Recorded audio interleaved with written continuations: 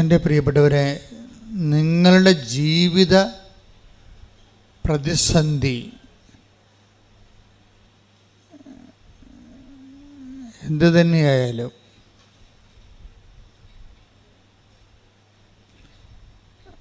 ഓരോരുത്തർക്കും ഓരോ വ്യത്യസ്തമായ ജീവിത ചുറ്റുപാടുകളാണ് ഉള്ളത്.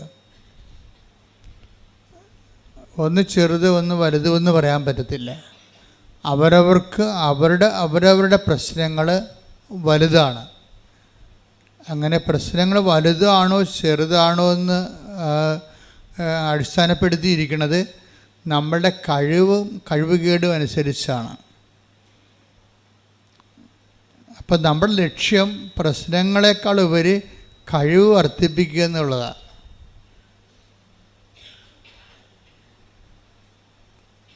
പിടികിട്ടിയ എല്ലാവരും പറഞ്ഞാൽ എന്താണ്? എല്ലാ മനുഷ്യരും പറയണം, എൻ്റെ അമ്മോ എനിക്കുണ്ടായ അത്രയും സങ്കടം ലോകത്തൊരിടത്തും ആർക്കും ഉണ്ടായിട്ടില്ലെന്നാണ് പറഞ്ഞത്. എല്ലാവരും പറയുക കാര്യം എനിക്കുണ്ടായ അത്രയും വിഷമം ലോകത്ത് ആർക്കും ഉണ്ടായിട്ടില്ല, അങ്ങനെ എല്ലാവരും പറയും.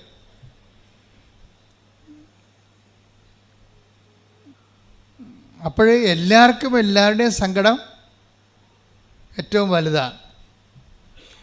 അപ്പോൾ നിന്നെപ്പോലെയാണോ എനിക്ക്, എന്നെപ്പോലെയാണോ നിനക്കെന്നൊക്കെ ചോദിക്കും, കമ്പയർ ചെയ്യും. സങ്കടങ്ങളെ കമ്പയർ ചെയ്യാൻ പറ്റത്തില്ല. സങ്കടം കമ്പയർ ചെയ്യണത് ഓരോ മനുഷ്യൻ്റെ അതിനെ തരണം ചെയ്യാനുള്ള കഴിവ് അടിസ്ഥാനപ്പെടുത്തിയാണ്. ചിലർക്ക് നല്ലവണ്ണം പിടിക്കാനുള്ള കഴിവുണ്ട്. മാനുഷികമായിട്ട് തന്നെ ചിലർക്ക് സങ്കടങ്ങളെ പിടിക്കാൻ നല്ല കഴിവുണ്ട്. ചിലർക്ക് ഒരു കഴിവുമില്ല. മാനുഷികമായിട്ട് ഇപ്പോൾ തന്നെ ലാൻഡ് സ്ലൈഡ് ഉണ്ടായപ്പോൾ ഒരപ്പച്ചൻ പറഞ്ഞത് എന്താണ്? ഞാൻ മാത്രം അവശേഷിച്ചെന്നാണ്. എന്തിനാണ്? മറ്റുള്ളവരുടെ പിരിഞ്ഞു പോയവരുടെ, എൻ്റെ വീട്ടിൽ നിന്ന് വിട്ടുപോയവരുടെ അവസാന കുഴിക്കൽ മണ്ണ് വാരി ഇടാൻ വേണ്ടി ഞാൻ മാത്രം അവശേഷിച്ചു എന്നാണ് പറയണത്. അപ്പോൾ ഞാനവർക്ക് ആ വീട്ടിൽ 4 പേര് ആണ് അപ്രത്യക്ഷമായത്, പിരിഞ്ഞു പോയത്. എന്നിട്ട് ഈ അപ്പൻ ഒറ്റക്ക് അത് താങ്ങുകയാണ്. എന്നിട്ട് അദ്ദേഹം അത് പറയുന്നുണ്ട്, ആ പിരിഞ്ഞുപോയി വിട കൊണ്ടുപോയ ആ 4 പേരുടെ നിശ്ചലമായ ശരീരത്തിൽ മണ്ണ് ഇട്ട് വിട കൊടുക്കാൻ വേണ്ടി ഞാൻ മാത്രം അവശേഷിച്ചെന്നാണ് പറയണത്.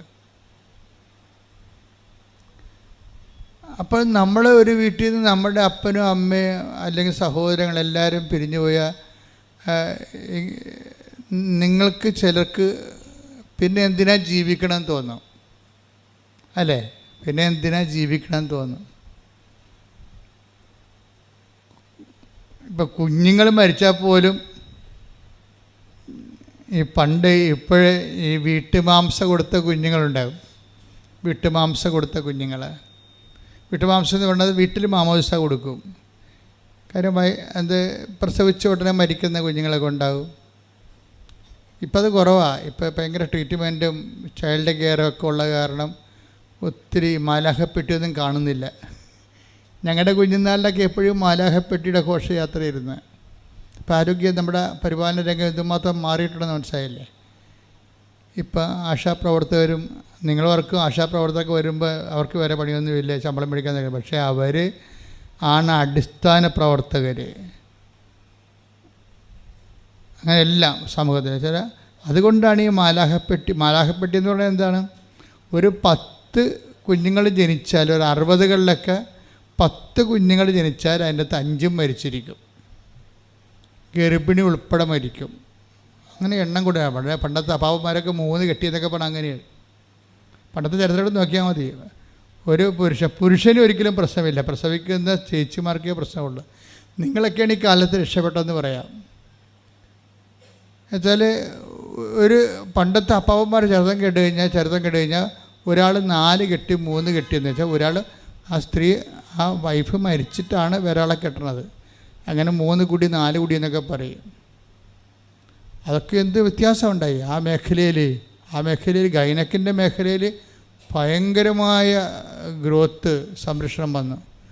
ആ മെഡിക്കൽ സെറ്റപ്പ്, അവിടെ പ്രവർത്തിക്കുന്നവർ, നഴ്സുമാർ, ഡോക്ടർമാർ, അവരെല്ലാവരെയും സമർപ്പിച്ചുകൊണ്ട് ശ്രദ്ധിക്കട്ടെ. ഹല്ലേലൂയ, ഹല്ലേലൂയ, ഹല്ലേലൂയ, ഹല്ലേലൂയ, ഹല്ലേലൂയ. യേശുവേ നന്ദി. ഹല്ലേലൂയ, ഹല്ലേലൂയ, ഹല്ലേലൂയ. എല്ലാ സംവിധാനങ്ങളെയും താരെ സമർപ്പിച്ചു പ്രാർത്ഥിക്കുന്നു. മനുഷ്യജീവിതത്തിന്റെ മൂല്യം ഉയർത്തിപ്പിടിക്കുന്ന പ്രവർത്തകരെ അഭിഷേകം ചെയ്യണമേ എന്ന് പ്രാർത്ഥിക്കുന്നു.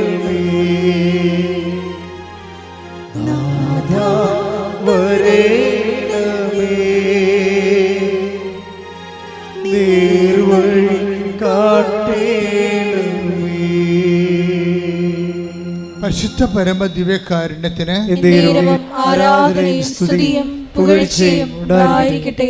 ഇപ്പം ഞാൻ പെട്ടെന്ന് മരിച്ചിട്ടുള്ള, പ്രസവിച്ച് മരിച്ച കുഞ്ഞുങ്ങളുടെ കുറേ പിണവെടുത്തിട്ടുണ്ട് ആദ്യകാലങ്ങളിൽ. ഇപ്പം കുറവാണെന്നേ ഉള്ളൂ ആദ്യകാലങ്ങളിൽ. അപ്പോൾ പ്രസവിച്ച് ആരും ആ വീട്ടിൽ നിലവിളിക്കത്തില്ല,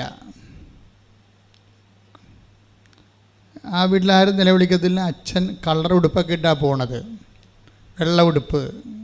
അല്ലാതെ പ്രായമുള്ളവർ മരിക്കുമ്പോൾ ഞങ്ങൾ വയലറ്റ് ഉടുപ്പിട്ടാണ് പോണത്. കുഞ്ഞുങ്ങൾ മരിക്കുമ്പോൾ നല്ല പളപള തിളങ്ങുന്ന ദൈവദൂതന്മാരുടെ പോലെയുള്ള ഉടുപ്പിട്ടാണ് പോണത്. അപ്പോൾ അടക്കണത് അങ്ങനെയാണ്. അപ്പോൾ അവിടെ ആരും കരയത്തില്ല. കാര്യം ആ കുഞ്ഞുമായിട്ട് ആർക്കും ബന്ധമില്ലല്ലോ, പ്രസവിച്ച് മരിച്ചു. പക്ഷെ ഒരാൾ കരയും. ആരാണ് കരയണത്? അമ്മ കരയും. അത് നമുക്ക് കാര്യം അവർ ആ 10 മാസം ഇതിനെ ചുമന്നുകൊണ്ട് നടന്നപ്പോൾ കുഞ്ഞുമായിട്ടുള്ള ജീവിതവും എല്ലാം അവർ അവിടെ മനസ്സിൻ്റെയും ശരീരത്തിൻ്റെയും ഭാഗമല്ലേ. അപ്പോൾ അവർ മാത്രം ഇരുന്ന് തേങ്ങി തേങ്ങി കരയണ കാണാം. നമ്മളവരെ പോയി കൊട്ടി ആശ്വസിപ്പിക്കും. സിമിത്തേരിന്നൊക്കെ പോരുമ്പോഴും ചില വീട്ടിൽ സിമിത്തേരോട് വരത്തില്ല. ഈ മനുഷ്യൻ്റെ സങ്കടങ്ങളുടെ കൂടെ ഞാൻ കുറേ നിന്നിട്ടുണ്ട്. അതൊരു സുവിശേഷ വേലയാണ്. ഞാൻ പറഞ്ഞു വരുന്നതിൻ്റെ കാരണം, ഇപ്പോൾ ഈ അപ്പാപ്പൻ്റെ കാര്യം പറഞ്ഞില്ലേ, നിങ്ങളോർത്ത് ഞാൻ വിഷയത്തിൽ നിന്ന് പോന്നിട്ടില്ല. ആ വയനാട് ഉരുൾപൊട്ടലിൽ 4 പേരും മരിച്ച് അപ്പാപ്പൻ മാത്രം അവശേഷിക്കുന്നു. അപ്പാപ്പനെന്നും അങ്ങനെ പറയണ്ട്, ഞാൻ മാത്രം ഉദകക്രിയ, അവസാന ക്രിയ ചെയ്യാൻ വേണ്ടി ഞാൻ മാത്രം അവശേഷിച്ചെന്ന്.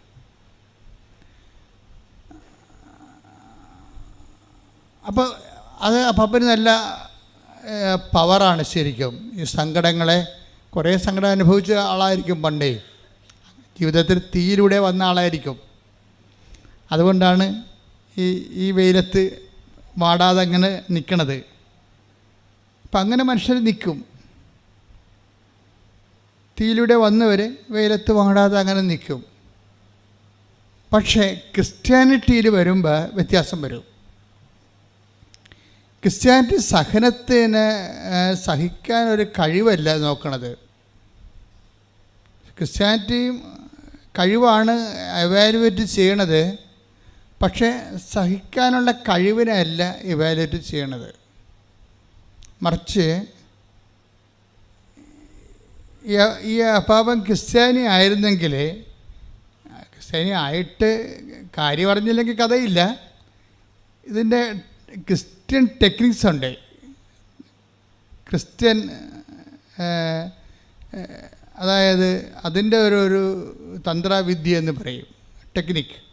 എന്ന് വെച്ച് കഴിഞ്ഞാൽ ഈ സഹനത്തെ കൺവേർട്ട് ചെയ്യാൻ അറിഞ്ഞില്ലെങ്കിൽ ഈ കഴിവ് കൊണ്ട് വലിയ പ്രയോജനമൊന്നുമില്ല. ക്രിസ്ത്യാനിറ്റിയെ മറ്റ് വിഷയത്തിൽ നിന്ന് വ്യത്യസ്തമാക്കുന്നത് കൺവേർഷൻ നല്ല ശരിക്കും നമ്മൾ ഭക്ഷണപദാർത്ഥങ്ങളെ കൺവേർട്ട് ചെയ്തിട്ടല്ലേ, മെറ്റാബോളിസത്തിലൂടെ നമ്മൾ കഴിക്കുന്ന ഭക്ഷണപദാർത്ഥങ്ങളെ കൺവേർട്ട് ചെയ്യുകയല്ലേ ബോഡി ചെയ്യേണ്ടത്. എന്നിട്ട് ബ്ലഡിലൂടെ അത് ബ്ലഡിലേക്ക് ലയിപ്പിക്കുന്ന ബ്ലഡിനാവശ്യമായ മിനറൽസ് കൊണ്ട് ബോഡിയുടെ കോശങ്ങളെ അത് വലുതാക്കുന്നു. ബോഡിയുടെ കോശങ്ങൾ ഈ മിനറൽസ് സ്വീകരിച്ച് കൊണ്ട് മൾട്ടിപ്ലൈ ആവുന്നു. അങ്ങനെ ബോഡി വലുതാകുന്നു. അങ്ങനെയല്ലേ ശരീരം വലുതായി വരുന്നത്. ഇപ്പോൾ കൺവേർഷനാണ് നടക്കുന്നത്. നമ്മൾ കഴിക്കുന്ന പയറായിരിക്കും, അതിന് പയറും അരി കാർബോഹൈഡ്രേറ്റ് ഉണ്ടാകും, പ്രോട്ടീൻ ഉണ്ടാവും. ഇത് കഴിക്കുമ്പോൾ ഇതിൻ്റെ പചന പ്രക്രിയയിൽ അതിനെ ആ മെറ്റാബോളിസത്തിൻ്റെ പചന പ്രക്രിയയിൽ അതിനെ ഡിവൈഡ് ചെയ്തിട്ട് അതിനകത്ത് മിനറൽസ് മാത്രം രക്തം എടുക്കും. ഇതിൻ്റെ മിനറൽസ്, പ്രോട്ടീൻ, അങ്ങനെയുള്ള അദ്ദേഹത്തിന് പൊട്ടാസ്യം, ഫോസ്ഫേറ്റ് എല്ലാം രക്തമെടുത്തിട്ട് ഈ ഫോസ്ഫേറ്റും അതുപോലെ തന്നെ പൊട്ടാസ്യവും ഒക്കെ ആവശ്യമായ ശരീരത്തിൻ്റെ വ്യത്യസ്തങ്ങളായ കോശങ്ങളുണ്ട്. കണ്ണിൻ്റെ കോശം വേറെയാണ്, ചെവിയുടെ കോശം വേറെയാണ്. അപ്പോൾ ഇതിൻ്റെ ആ കോശങ്ങളിലേക്ക്, കറസ്പോണ്ടിങ് കോശങ്ങളിലേക്ക് സെൻഡ് ചെയ്യും, എന്നിട്ട് അത് അക്സെപ്റ്റ് ചെയ്യും. അപ്പോൾ കൈയുടെ കോശങ്ങൾക്ക് ആവശ്യമുള്ളത് കാതിന് ആവശ്യം ഉണ്ടാകത്തില്ല. അപ്പം അതുകൊണ്ടാണ് ഏതെങ്കിലും വൈറ്റാമിൻ ഡെഫിഷ്യൻസി എന്നും പറഞ്ഞ് അവർ പറയും, എന്നിട്ട് അതിനൊരു സപ്ലിമെൻ്റൊക്കെ തരും, ബാലൻസ് ചെയ്യാൻ വേണ്ടി തരണതാണ്. വിറ്റാമിൻ ഗുളിക എന്നൊക്കെ നമ്മൾ പറയത്തില്ലേ, അത് നോക്കിയിട്ട് ചെയ്യണതാണ് അവർ. എവിടെയെങ്കിലും കുറവുണ്ടെങ്കിൽ ബാലൻസ് ചെയ്യാൻ വേണ്ടിയാണ് മെഡിസിൻ അങ്ങനെ ചെയ്യണത്. ഇതുപോലെ തന്നെയാണ് നമ്മളുടെ ഒരു സ്പിരിച്വൽ മെക്കാനിസം, ഒരു മെറ്റാബോളിസം ഉണ്ട്. അത് ആധ്യാത്മികമായ പചന പ്രക്രിയ. അത് പലപ്പോഴും വരണത് നമ്മുടെ അനുഭവങ്ങളായിരിക്കും. അനുഭവങ്ങളാണ് ആത്മാവിൻ്റെ ആഹാരം എന്ന് പറയണത്. ആ അനുഭവങ്ങൾ ചിലപ്പോൾ നല്ല അനുഭവങ്ങളായിരിക്കും, ചിലപ്പോൾ സന്തോഷ അനുഭവങ്ങളായിരിക്കും, ചിലപ്പോൾ സങ്കട അനുഭവങ്ങളായിരിക്കും. അനുഭവങ്ങളെ എങ്ങനെ ഒരു പചന പ്രക്രിയയ്ക്ക് വിധേയമാക്കുന്നു എന്നുള്ളത് ക്രിസ്ത്യൻ ആധ്യാത്മിക ശാസ്ത്രം അന്വേഷിക്കേണ്ട ഒരു വിഷയമാണ്. അനുഭവങ്ങൾ, ഇപ്പോൾ നല്ല അനുഭവങ്ങൾ, പരീക്ഷ ജയിച്ചു, ആ പരീക്ഷ ജയിച്ചത് അപ്പോൾ നമുക്ക് എന്താ ഉണ്ടാകുന്നത്? ബേസിക് എന്താണ്? സന്തോഷം അല്ലേ? അല്ലെങ്കിൽ നമ്മൾ ആഗ്രഹിച്ച ഒരു വിസ കിട്ടി, സന്തോഷം. അല്ലെങ്കിൽ ആവശ്യപ്പെട്ട ഒരു നമ്മൾ ആഗ്രഹിച്ച ജീവിത പങ്കാളിയെ കിട്ടി, നമുക്കുണ്ടാകുന്ന വികാരം എന്താണ്? സന്തോഷം. ഈ സന്തോഷത്തിനെ എങ്ങനെ കൺവേർട്ട് ചെയ്യാം? സന്തോഷം ബേസിക്കായിട്ട് വെറുതെ സന്തോഷമായിട്ട് തന്നെ ഇരുന്നാൽ ചോറായിട്ട് തന്നെ ഇരിക്കും, സാമ്പാർ തന്നെ ഇരിക്കും. വയറ്റിൽ കിടന്നു കഴിഞ്ഞാൽ ദഹിക്കാതെ അജീർണം വെക്കും, അല്ലേ? അജീർണം വരും. ദഹിക്കാത്ത പക്ഷം അജീർണം വരും. ഇതുപോലെ ദഹിക്കാത്ത സന്തോഷമുണ്ട്. അതായത് അനാവശ്യമായ സ്ഥലത്തേക്ക് ചെല്ലണ വികാരങ്ങൾ, ആവശ്യ സ്ഥലങ്ങളിലേക്ക് ചെല്ലണ വികാരമുണ്ട്. ഇപ്പോൾ ഈ ദിവസങ്ങളിൽ ഒരു സാക്ഷ്യം ഉണ്ടായത് ജോസ്മി ഷിബുവിൻ്റെ വിഷയം എന്ന് പറയുന്നത്, അവൾക്ക് 2 കിഡ്നിക്കും പ്രോബ്ലമാണ്. 2 കിഡ്നിയുടെ പ്രോബ്ലം കിഡ്നിയുടെ തനത് പ്രശ്നങ്ങളല്ല, മറിച്ച് യൂറിനറി ബ്ലാഡറിൻ്റെ പ്രോബ്ലമാണ്, മൂത്രസഞ്ചിയുടെ പ്രശ്നമാണ്. മൂത്രസഞ്ചിയുടെ ബലം, അതിനൊരു പിടിച്ചെടുത്താനുള്ള ബലം കുറഞ്ഞു പോകുന്നു.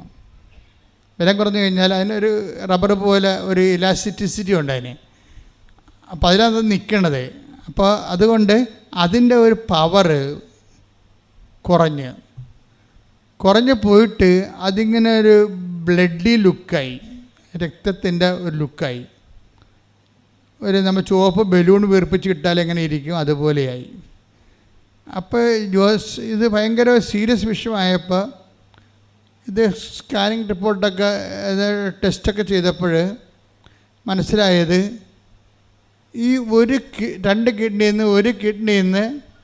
കിഡ്നിയുടെ നിന്ന് നമ്മളുടെ ഈ ബ്ലാഡറിലേക്ക് പോകുന്ന ആ മൂത്രനാളി ബ്ലോക്കായിരിക്കുകയാണ്. ബ്ലോക്കാകുമ്പോൾ മൂത്രനാളിലേക്ക് കിഡ്നിയിൽ നിന്ന് പോണത്, അരിച്ച് പോണത്, അതിന് പകരത്ത് റിട്ടേൺ അടിച്ചിട്ട് മറ്റേ വലത് കിഡ്നിയിലേക്ക് അത് പോകും. ആ മൂത്രം വലത് കിഡ്നിയിലേക്ക് കയറിപ്പോവും. ഇത് ഇൻഫെക്ഷൻ ഉണ്ടാക്കിയിട്ട് എല്ലായിടത്തും പ്രോബ്ലം. അവസാനം ഇവരുടെ കിഡ്നി ഒരെണ്ണം മുറിച്ച് മാറ്റേണ്ടി വന്നു. അത്രയും സീരിയസ് ആയ വിഷയം. ഒരു കിഡ്നി മുറിച്ച് മാറ്റി. അപ്പോൾ അതിൻ്റെ ആ ബ്ലോക്കും എല്ലാം ഉൾപ്പെടെയുള്ള നാളികളാണ് മുറിച്ച് മാറ്റിയിരിക്കുന്നത്. അപ്പോൾ കുറച്ചിങ്ങനെ പോയി. അവൾ 3-4 ദിവസം ആശുപത്രി കിടന്ന് ഭയങ്കര വേദനയൊക്കെ അനുഭവിച്ച് സങ്കടപ്പെട്ടൊക്കെയാണ് ഇത് തീർത്തത് ഒരു കണക്ക്. എന്നാലും ഇപ്പോഴും കിഡ്നിയില്ല, നാളിയും ഇല്ലാത്ത രീതിയിൽ നിൽക്കുക. ആ അവസ്ഥയിൽ ജോസ്മി പിന്നേക്ക് ചെയ്യണത്, പിന്നെയും പഴയതുപോലുള്ള ചെറിയ ബുദ്ധിമുട്ടൊക്കെ തുടങ്ങിയപ്പോൾ ഡോക്ടറെ ചെന്ന് കണ്ടപ്പോൾ ഡോക്ടർ പറഞ്ഞ് മൂത്രനാളി ഇപ്പോഴും പഴയതുപോലെ തന്നെ ഇരിക്കുകയാണ്, ബ്ലാഡർ, നാളില്ല, മൂത്രസഞ്ചി ഇപ്പോഴും പഴയ അവസ്ഥ തന്നെയാണ്.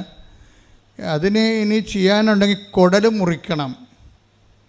കുടലിനെ മുറിച്ച് അതിൻ്റെ ഭാഗങ്ങൾ എടുത്തിട്ട് മൂത്രസഞ്ചിയിൽ തുന്നി പിടിപ്പിച്ചിട്ട് അതിൻ്റെ ഒരു ഓപ്പറേഷൻ, അത് മേജർ ഓപ്പറേഷനാണ്, കുറേ സമയമെടുക്കുമെന്നൊക്കെ പറഞ്ഞ്. അത് ഭയങ്കര പാടാണ്. കാര്യം ഇപ്പോൾ മറ്റേ മൂത്രനാളിക്കും ബ്ലോക്ക് വരാൻ തുടങ്ങിയിട്ടുണ്ട് എന്നൊക്കെ പറഞ്ഞപ്പോൾ ഇവർ ആകപ്പാടെ ജീവിതം ഒരു വല്ലാത്തൊരവസ്ഥയിലേക്ക് പോവുകയാണ് ഈ സംഭവം. അപ്പോൾ ഇത്രയും മൂർധന്യത്തിലായപ്പോൾ അടുത്ത കിഡ്നിയും കൂടി നഷ്ടപ്പെടുമെന്ന് ജോസ്മിക്ക് തോന്നിയപ്പോൾ അപ്പോഴാണ് അവർ ഉടമ്പടിയെക്കുറിച്ച് കേൾക്കണത്. നിങ്ങൾക്കറിയാമല്ലോ, ഉടമ്പടിയെ ഒരു മനുഷ്യൻ്റെ ജീവിതം ഇപ്പോൾ രണ്ട് ലോകചരിത്രം പോലെ ഇരിക്കുകയാണ്. ഇപ്പോൾ ലോകചരിത്രം യേശുക്രിസ്തുവിന് നമ്മൾ കർത്താവിന് AD BC എന്നൊക്കെ പറയത്തില്ലേ, ബിഫോർ ക്രൈസ്റ്റ്, അന്നോ ഡൊമിനി എന്നൊക്കെ പറയും. അത് കർത്താവിൻ്റെ വർഷവും കർത്താവിന് മുമ്പുള്ളതും. ചിലരുടെ ജീവിത ചരിത്രം നോക്കാനാണെങ്കിൽ അവർ ഉടമ്പടിയെക്കുറിച്ച് കേൾക്കണതിന് മുമ്പ് കേട്ടതിന് ശേഷവും വ്യത്യാസമുണ്ട്. അതാണ് വിഷയം. അത്രയും ഉടമ്പടി ഒരു ഡിസിസീവ് പോയിൻ്റ് ആകുന്നുണ്ട്. ഉടമ്പടി ചിലരുടെ ജീവിതത്തിൽ അവിടെ സാക്ഷ്യം വെക്കുക മനസ്സിലാവും. ഉടമ്പടി എൻ്റെ ജീവിതം ഉടമ്പടിക്ക് മുമ്പും ഉടമ്പടിക്ക് ശേഷവും. നിങ്ങൾ തന്നെ നിങ്ങളുടെ ജീവിതം ഒന്ന് പരിശോധിച്ചാൽ മനസ്സിലാവും. നിങ്ങളത് ഐഡൻറ്റിഫൈ ചെയ്ത് അതിനൊന്ന് മനസ്സിലാക്കാൻ വേണ്ടി ഒന്ന് ചാർട്ട് ചെയ്ത് കഴിഞ്ഞാൽ മനസ്സിലാകും എൻ്റെ ജീവിതം ഉടമ്പടിക്ക് മുമ്പും ഉടമ്പടിക്ക് ശേഷവും രണ്ടായിട്ട് തിരിക്കാം.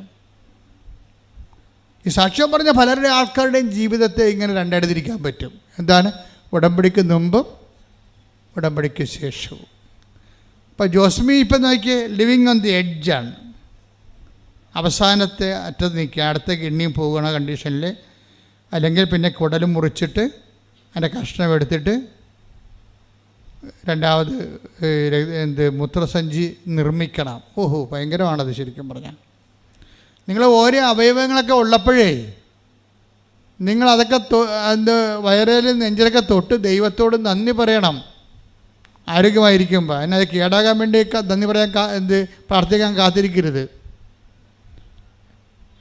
ആധ്യാത്മികത എന്ന് പറഞ്ഞ ഒരു നിലപാടാണ്. നിങ്ങളുടെ ഓരോ വിഷയത്തെക്കുറിച്ചുള്ള ദൈവത്തിൻ്റെ മുമ്പിലുള്ള നിങ്ങളുടെ കാഴ്ചപ്പാടുകളുടെ ആകത്തുകയ്ക്കാണ് ആധ്യാത്മികത എന്ന് പറയുന്നത്. ഇപ്പം നല്ലപ്പം ഇരിക്കുമ്പോൾ തന്നെ നിങ്ങളിതെല്ലാം സമർപ്പിക്കണം. കണ്ണിന് കാഴ്ച കാണാമല്ലോ, സമർപ്പിക്കണം. ഇപ്പോൾ ഇന്നലെ ഞാനൊരു കുഞ്ഞിനെ പ്രാർത്ഥിച്ചത് 2 കണ്ണിൻ്റെയും കാഴ്ച മങ്ങിക്കൊണ്ടിരിക്കുകയാണ്. ഞാൻ കുഞ്ഞിനെ നോക്കിയപ്പോൾ കുഞ്ഞിനൊരു 6 വയസ്സേ ഉള്ളൂ. 6 വയസ്സായപ്പോൾ തന്നെ 2 കണ്ണുകളുടെയും കാഴ്ചകൾ മങ്ങാൻ തുടങ്ങി. എനിക്ക് ശരിക്കും പറഞ്ഞാൽ സങ്കടം തോന്നി. ശരിക്കും പറഞ്ഞു, ഞാൻ പറഞ്ഞ കർത്താവേ, അത് ജീവിക്കാൻ തുടങ്ങിയതേ ഉള്ളൂ. ഈ കാഴ്ച 2 ഓപ്ഷനാണ് ഞാൻ കർത്താവിനെ കൊടുത്തത്.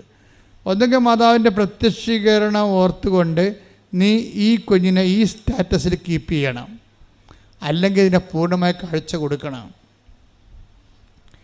നമ്മളെപ്പോഴും നമ്മൾ ശ്രദ്ധിക്കേണ്ടത് നമ്മുടെ സാധാരണ പ്രാർത്ഥനകളും ഉടമ്പടി പ്രാർത്ഥനയും തമ്മിൽ ഒത്തിരി വ്യത്യാസമുണ്ട്. ഇന്നലെ ഒരു സർക്കാരിൻ്റെ ഒരു ഹൈ ഓഫീസർ ഇവിടെ വന്നിട്ടുണ്ടായിരുന്നു. അവരൊരു പുതിയ ഓഫീസ് എടുക്കാൻ പോകുന്നു, സർക്കാർ അവർക്ക് കൊടുക്കാൻ പോകുന്നു, അതിനുവേണ്ടി പ്രാർത്ഥിക്കാൻ വേണ്ടി വന്നു. അപ്പോൾ ഞാൻ അവരോട് പ്രെയറിൻ്റെ എഫിക്കസിയെക്കുറിച്ച് ഭക്ഷണം കഴിക്കുന്ന സമയത്ത് പ്രാർത്ഥനയുടെ എഫിക്കസിയെക്കുറിച്ച് പറഞ്ഞു. കാര്യക്ഷമതയുള്ള പ്രാർത്ഥനയും കാര്യക്ഷമതയില്ലാത്ത ആൾക്കാർ വാരിക്കെട്ടിക്കോരി കുറേ പ്രാർത്ഥിക്കത്തില്ല, ഒരു കഥയുണ്ടാകത്തില്ല. പക്ഷേ കാര്യക്ഷമതയുള്ള പ്രാർത്ഥനയിൽ സംബന്ധിച്ചിടത്തോളം കണ്ടൻറ്റ് ഓഫ് ഗോഡ് കൂടുതലായിരിക്കും. അതെപ്പോഴും നിങ്ങൾ ബുദ്ധിപരമായിട്ട്, പ്രാർത്ഥന ഒരു ഇൻ്റലക്ച്വൽ ബിസിനസ്സാണ്. Prayer is an intellectual business, അല്ലാതെ ഒരു ഇമോഷണൽ ബിസിനസ് അല്ലത്. ബിസിനസ് വെച്ചാൽ വിനിമയം. ഒരു പ്രാർത്ഥന ഒരു ബൗദ്ധിക വിനിമയമാണ്. ഈ പ്രാർത്ഥന നമ്മൾ ലോഞ്ച് ചെയ്യുമ്പോൾ തന്നെ നമുക്കറിയാൻ പറ്റും ഇത് ആ പ്രാർത്ഥന അതിൻ്റെ ലക്ഷ്യം കണ്ടെന്ന്. ചില പ്രാർത്ഥനയിൽ നമുക്കറിയത്തില്ലല്ലോ ഇത് ലക്ഷ്യം കാണോ ഇല്ലയെന്ന്. കാര്യം അത് പ്രോഗ്രാംഡ് അല്ലാത്തത് കൊണ്ടാണ്. Prayer is not programmed. Prayer ഉണ്ട്, പ്രോഗ്രാംഡ് അല്ലാത്ത പ്രെയർ ഉണ്ട്. എപ്പോഴും പ്രെയർ ഒരു പ്രോഗ്രാംഡ് പ്രെയർ ആയിരിക്കണം. അതിനാണ് നിങ്ങൾ സുവിശേഷം പഠിക്കുന്നതിൻ്റെ കാരണം എന്നുവെച്ചാൽ ഒരു സംഭവം, ഒരു പ്രാർത്ഥന നിങ്ങൾ ലോഞ്ച് ചെയ്യാൻ, അപ്പോൾ നിങ്ങൾ ആദ്യം എന്ത് ചെയ്യണം? അതിൻ്റെ അകത്ത് ദൈവത്തിൻ്റെ ഷെയർ ആദ്യമേ മാറ്റിയേക്കണം. പിടിയ ഒരു പ്രാർത്ഥന നിങ്ങൾ ലോഞ്ച് ചെയ്യുമ്പോൾ ആ പ്രാർത്ഥന ദൈവത്തിൻ്റെ സ്വീകാര്യമാണെങ്കിൽ ആദ്യം ചെയ്യേണ്ട വിഷയം എന്താണെന്ന് അറിയാം? ബുദ്ധിപരമായിട്ട് ദൈവത്തിൻ്റെ ഷെയർ മാറ്റണം. അതിൻ്റെ അകത്തുനിന്ന് അത് റിസർവ് ചെയ്യണം. ഈ നിങ്ങളുടെ പണ്ടാരം പിടിച്ച പ്രാർത്ഥനയ്ക്ക് മൊത്തം ഉള്ളത് നിങ്ങളുടെ ഷെയർ മാത്രമേ ഉള്ളൂ. ഇതാണ് ഇതിൽ പണത്തിനൊരു ട്രാജഡി ആകാൻ കാരണം. നിങ്ങളുടെ പ്രാർത്ഥിപ്പം നിങ്ങൾക്ക് ഇപ്പോൾ ഉദാഹരണത്തിന് ഞാൻ ഉദാഹരണം പറയാം, അപ്പോൾ നിങ്ങൾക്ക് മനസ്സിലാവും. നിങ്ങൾക്ക് കുഞ്ഞില്ലെന്ന് വിചാരിച്ചു. ഇപ്പോൾ 14 വർഷമായിട്ട് കുഞ്ഞുങ്ങളില്ലാത്തവരുണ്ട്. ഈ ആഴ്ച സാക്ഷ്യം പറഞ്ഞാണ്. ഒറ്റ പ്രാർത്ഥനയ്ക്ക് അവർ കുഞ്ഞിനെ കിട്ടി. 23, 55, 57 വയസ്സുള്ള ഒരു ആൾക്കാർ വരെ കുഞ്ഞിനെ കൊണ്ട് സാക്ഷ്യം പറയുന്നുണ്ട് ഉടമ്പടിയിൽ. ഉടമ്പടിയിലേ പറ്റത്തുള്ളൂ. അതൊക്കെ വേറെ ഒരിടത്തും പറ്റത്തില്ല. കാര്യം ഞാൻ ഈ കരസ്മാരിക് മേഖലയിൽ 15-20 കൊല്ലം നിന്നതിന് ശേഷമാണ് അമ്മ പ്രത്യക്ഷീകരണം സംഭവിക്കുകയും അത് പിന്നെ ഉടമ്പടിയായിട്ട് മാറുകയും ചെയ്യുമ്പോൾ എനിക്കതിൻ്റെ വ്യത്യാസം അറിയാൻ പറ്റും. കരിസ്മാറ്റിക് ഫീൽഡ് ഉണ്ടായിരുന്നതിനേക്കാളും അന്ന് ഒരു 10 വയസ്സ് വരെയുള്ള 10 വർഷം വരെയുള്ള ഒരു കുഞ്ഞുങ്ങൾക്ക് ഉണ്ടാകുമെങ്കിൽ ഇപ്പോൾ 23-24 വയസ്സ് വരെ 24 വർഷം വരെ മക്കളില്ലാത്തവർക്ക് ഉടമ്പടിയിൽ മക്കളുണ്ടാകുന്നുണ്ട്. അതിന് അത്രയും 3 ഇരട്ടി വ്യത്യാസം വരുന്നുണ്ട്.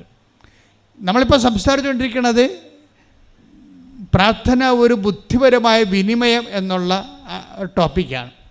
പ്രാർത്ഥനയ്ക്ക് എങ്ങനെ ബുദ്ധിപരമായിട്ട് പ്രാർത്ഥനയെ നമുക്ക് നമ്മളുടെ ദൈവവുമായിട്ടുള്ള ഇടപാടിന് ഉപയോഗിക്കാൻ പറ്റും.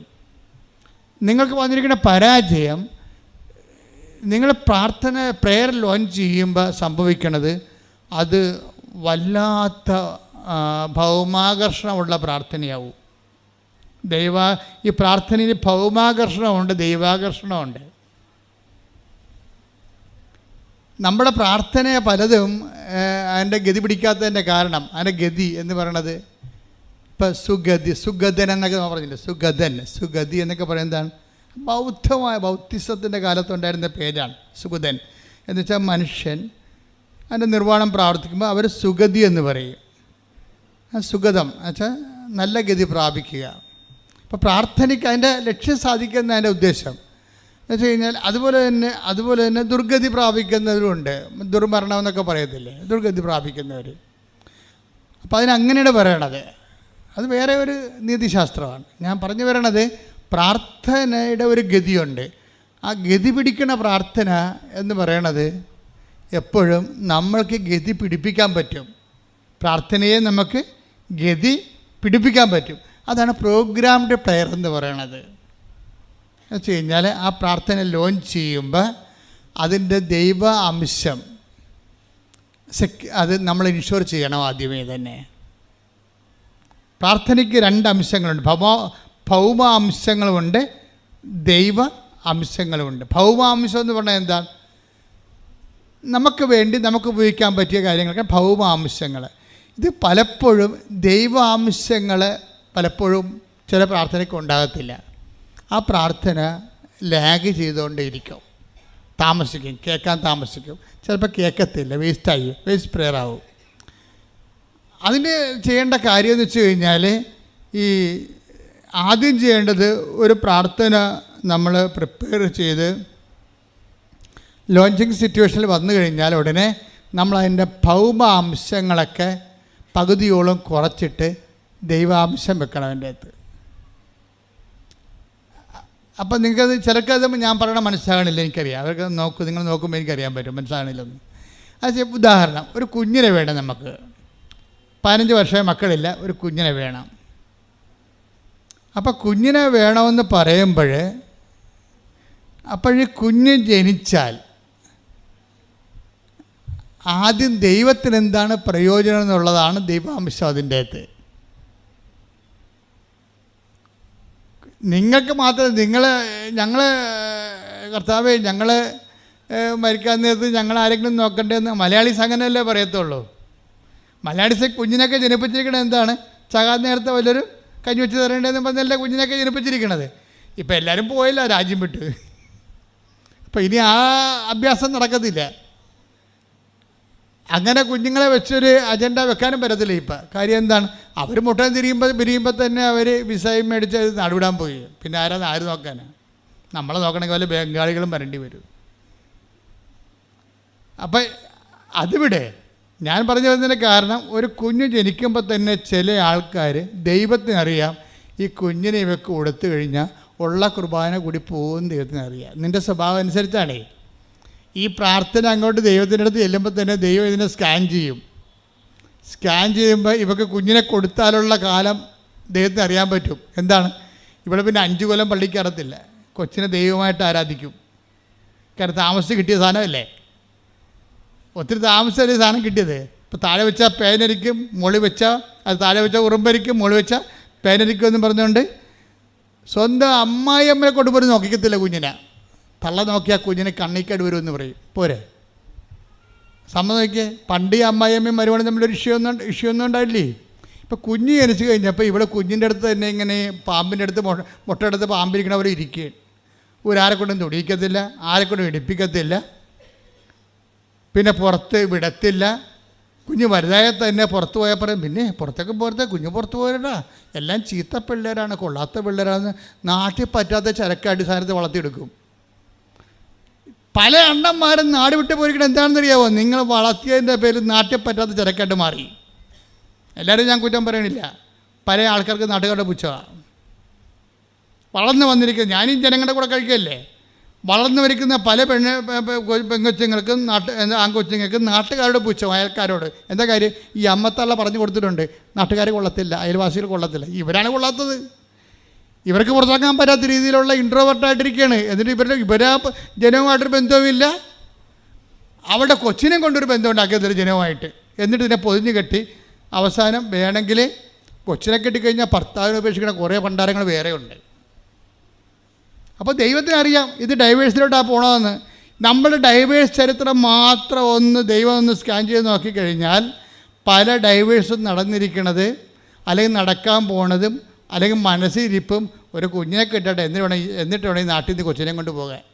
അവളുടെ വീട്ടിൽ പോയി അവളുടെ അമ്മയുടെ കൂടെ താമസിക്കും കൊച്ചിനെ കൊണ്ട്. കൊച്ചിനെ കിട്ടാത്തത് കൊണ്ട് മാത്രം അവൾ ഇതിനകത്ത് നിൽക്കുന്നവരുണ്ട്. ഈ ഉടമ്പടി ഇടുമ്പോൾ ദൈവത്തിന് അറിയാൻ പറ്റും, ഓടതമ്മാവ ആളറിയാം. എന്താ കാര്യം, ഇപ്പോൾ ഉടമ്പടി ഇട്ടിട്ട് ആ കൊച്ചിനെ കഴിയില്ലെന്ന് പറഞ്ഞ് കൊച്ചിനെ ഉടമ്പടി ഇട്ടിട്ട് കല്യാണം കഴിച്ച് നാട്ടുകാരെ കാണിച്ച് പിന്നെ ഒരു കൊച്ചിനെയും കൂടി കെട്ടിക്കഴിഞ്ഞാൽ പിന്നെ നാട്ടുകാരുടെ വായടക്കാൻ പറ്റുമല്ല. അല്ലെങ്കിൽ ആൾക്കാർ പുറകെ നടന്ന് ആയില്ലേ ഒന്നുമില്ലേ എന്നൊക്കെ പറഞ്ഞുകൊണ്ട് പുറകെ നടന്ന് മനുഷ്യൻ തലവേദനയാണ്. അപ്പം നമ്മളെ പ്രസവിച്ചിട്ട് അവർക്കൊന്നുമില്ലേ, എന്നാലും നാട്ടിൽ കാണുമ്പോൾ നമുക്ക് ഗുഡ് മോർണിംഗ് എന്ന് പറയാൻ പറ്റത്തില്ല. സായിപ്പാണെ കാണുമ്പോൾ ഗുഡ് മോർണിംഗ് പറയും. മലയാളിക്ക് ഗുഡ് മോർണിംഗ് എന്നും പറയാനില്ലാത്തത് കൊണ്ട് ഇപ്പം ഗർഭിണിയെ കാണുമ്പോൾ എന്നാണ് ഡേറ്റ് എന്ന് ചോദിക്കും പ്രസവിക്കണം. പിന്നെ ഇവർക്ക് വല്ല അറിഞ്ഞിട്ട് വല്ല കാര്യമുണ്ടോ? അത് അല്ല, ഇനി കല്യാണം കഴിച്ചിട്ട് 4-5 മാസം വരെ കാണുമ്പോൾ ഗുഡ് മോർണിംഗ് പറയാൻ പറ്റും. നമുക്ക് ഗുഡ് മോർണിംഗ് പറയാൻ അറിയാം. ഒന്നും ആയില്ലെന്ന് ചോദിക്കും. മലയാളിയുടെ അവസ്ഥ ഇതാണ്. ഇവർക്ക് ഒരു കാര്യമില്ലെന്ന് നമുക്കറിയാം. ഇതൊക്കെ അറിഞ്ഞിട്ട് ആയില്ലെങ്കിൽ അവൾക്ക് അത്രയും സന്തോഷമാണ്. അവളുടെ കയ്യിരിപ്പാണ്, ഒന്നും ആയില്ലെന്ന് പറയും. ഈ പാർട്ടി വന്ന് ഉടമ്പടി എടുത്തിട്ടുണ്ട്. മനസ്സിലായില്ലേ? ഇതാണ് മനസ്സിലിരിപ്പെന്ന് പറയുന്ന സാധനം.